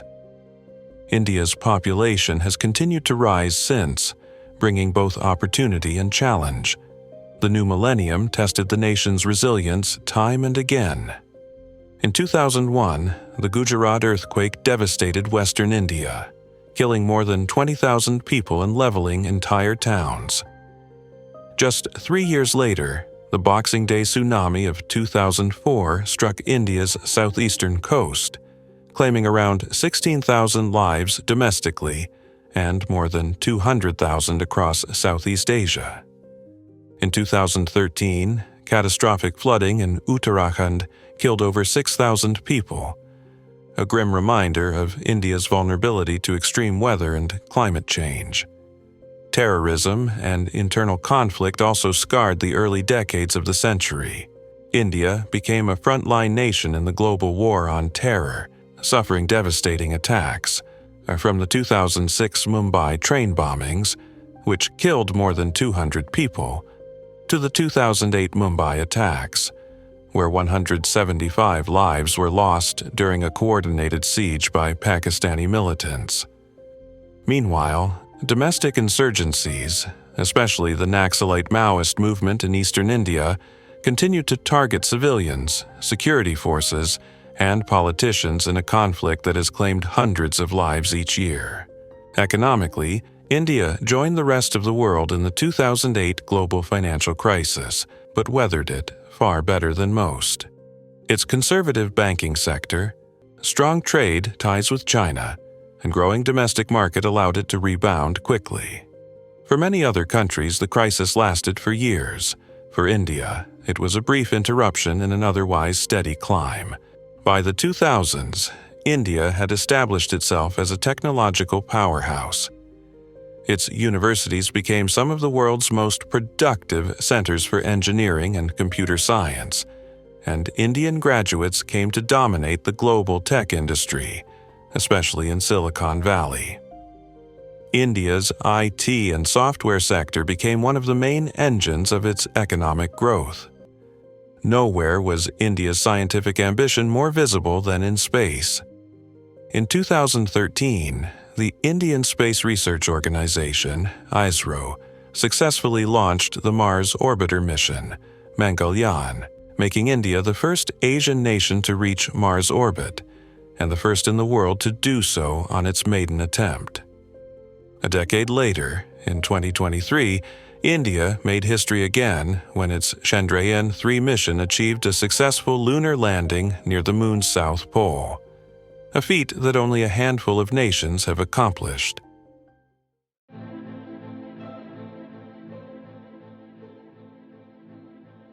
In 2014, India opened a new political era under Narendra Modi and his Bharatiya Janata Party, BJP. For the first time in 30 years, India had a single-party majority, ending decades of unstable coalitions. To his supporters, Modi is a strong and decisive leader, committed to India's development, global standing, and self-reliance. To his critics, he is an authoritarian nationalist whose policies have deepened divisions between India's communities. Economically, Modi embraced global integration and modernization, launching initiatives such as Make in India, Digital India, and Startup India to attract investment and boost domestic innovation. Under his leadership, India has risen to become the world's fifth largest economy, surpassing the United Kingdom in 2022. Yet, this growth has come alongside widening social and economic inequality and persistent challenges with unemployment and rural poverty. Socially, Modi's government has championed Hindu cultural revivalism, reflecting the BJP's ideological roots in Hindutva, a vision emphasizing India's Hindu identity. For many, it represents a proud reaffirmation of India's heritage. For others, it raises fears of marginalization among Muslims, Sikhs, and other minorities. On the global stage, Modi has pursued an ambitious and pragmatic diplomacy, balancing ties with the United States and Europe while maintaining close cooperation within the BRICS group alongside China and Russia. India has also sought to expand its role in the Indo-Pacific region, asserting itself as a key player in the balance of power between East and West. Still, familiar tensions endure. The relationship with Pakistan remains fragile, especially after the 2019 Pulwama attack and India's subsequent airstrikes in Balakot. Meanwhile, border disputes with China have flared again, most notably in Ladakh in 2020, resulting in deadly clashes. Whatever history's ultimate verdict, Modi's India has undeniably transformed the nation's image, from a developing democracy to a confident global power.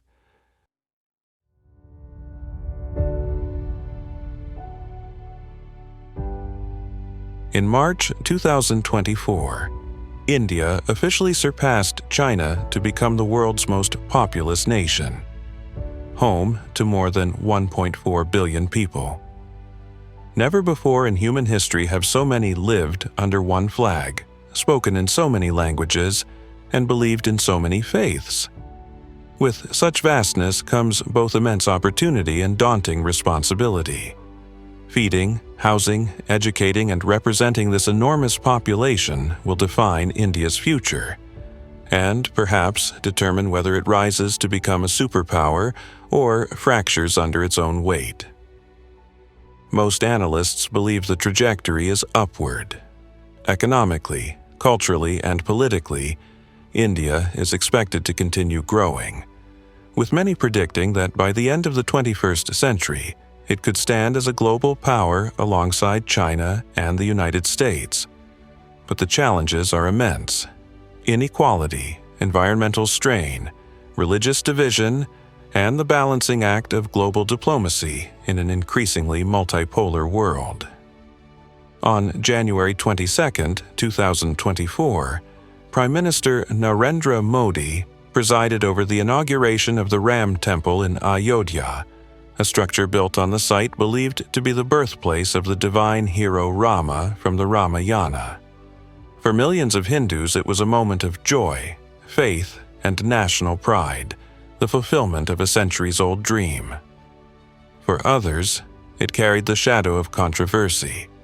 The site had once been home to the Babri Masjid, a Mughal-era mosque destroyed by Hindu extremists in 1992, an event that ignited one of the darkest waves of religious violence in modern Indian history.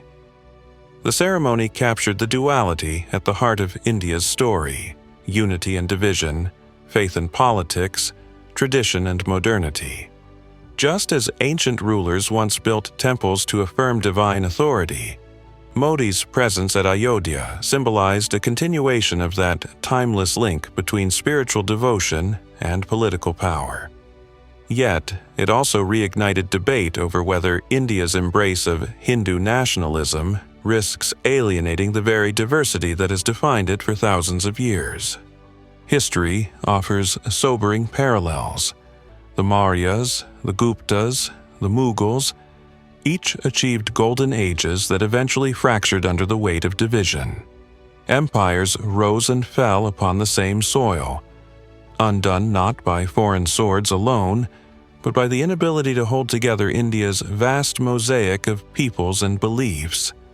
The question now, as India nears its 80th year of independence, is whether it will finally break that ancient pattern. And yet, despite the echoes of the past, there is much that is new. India today is more unified, more advanced, more connected, and more confident than at any time in its long history. Its democracy endures, its economy grows, and its voice carries across the world, as Modi declared at the temple's opening. The wait of centuries has come to an end. Now, what lies ahead? What lies ahead is uncertain, but one truth is clear. India has never been stronger, never been more capable, and never been more ready to shape its own destiny.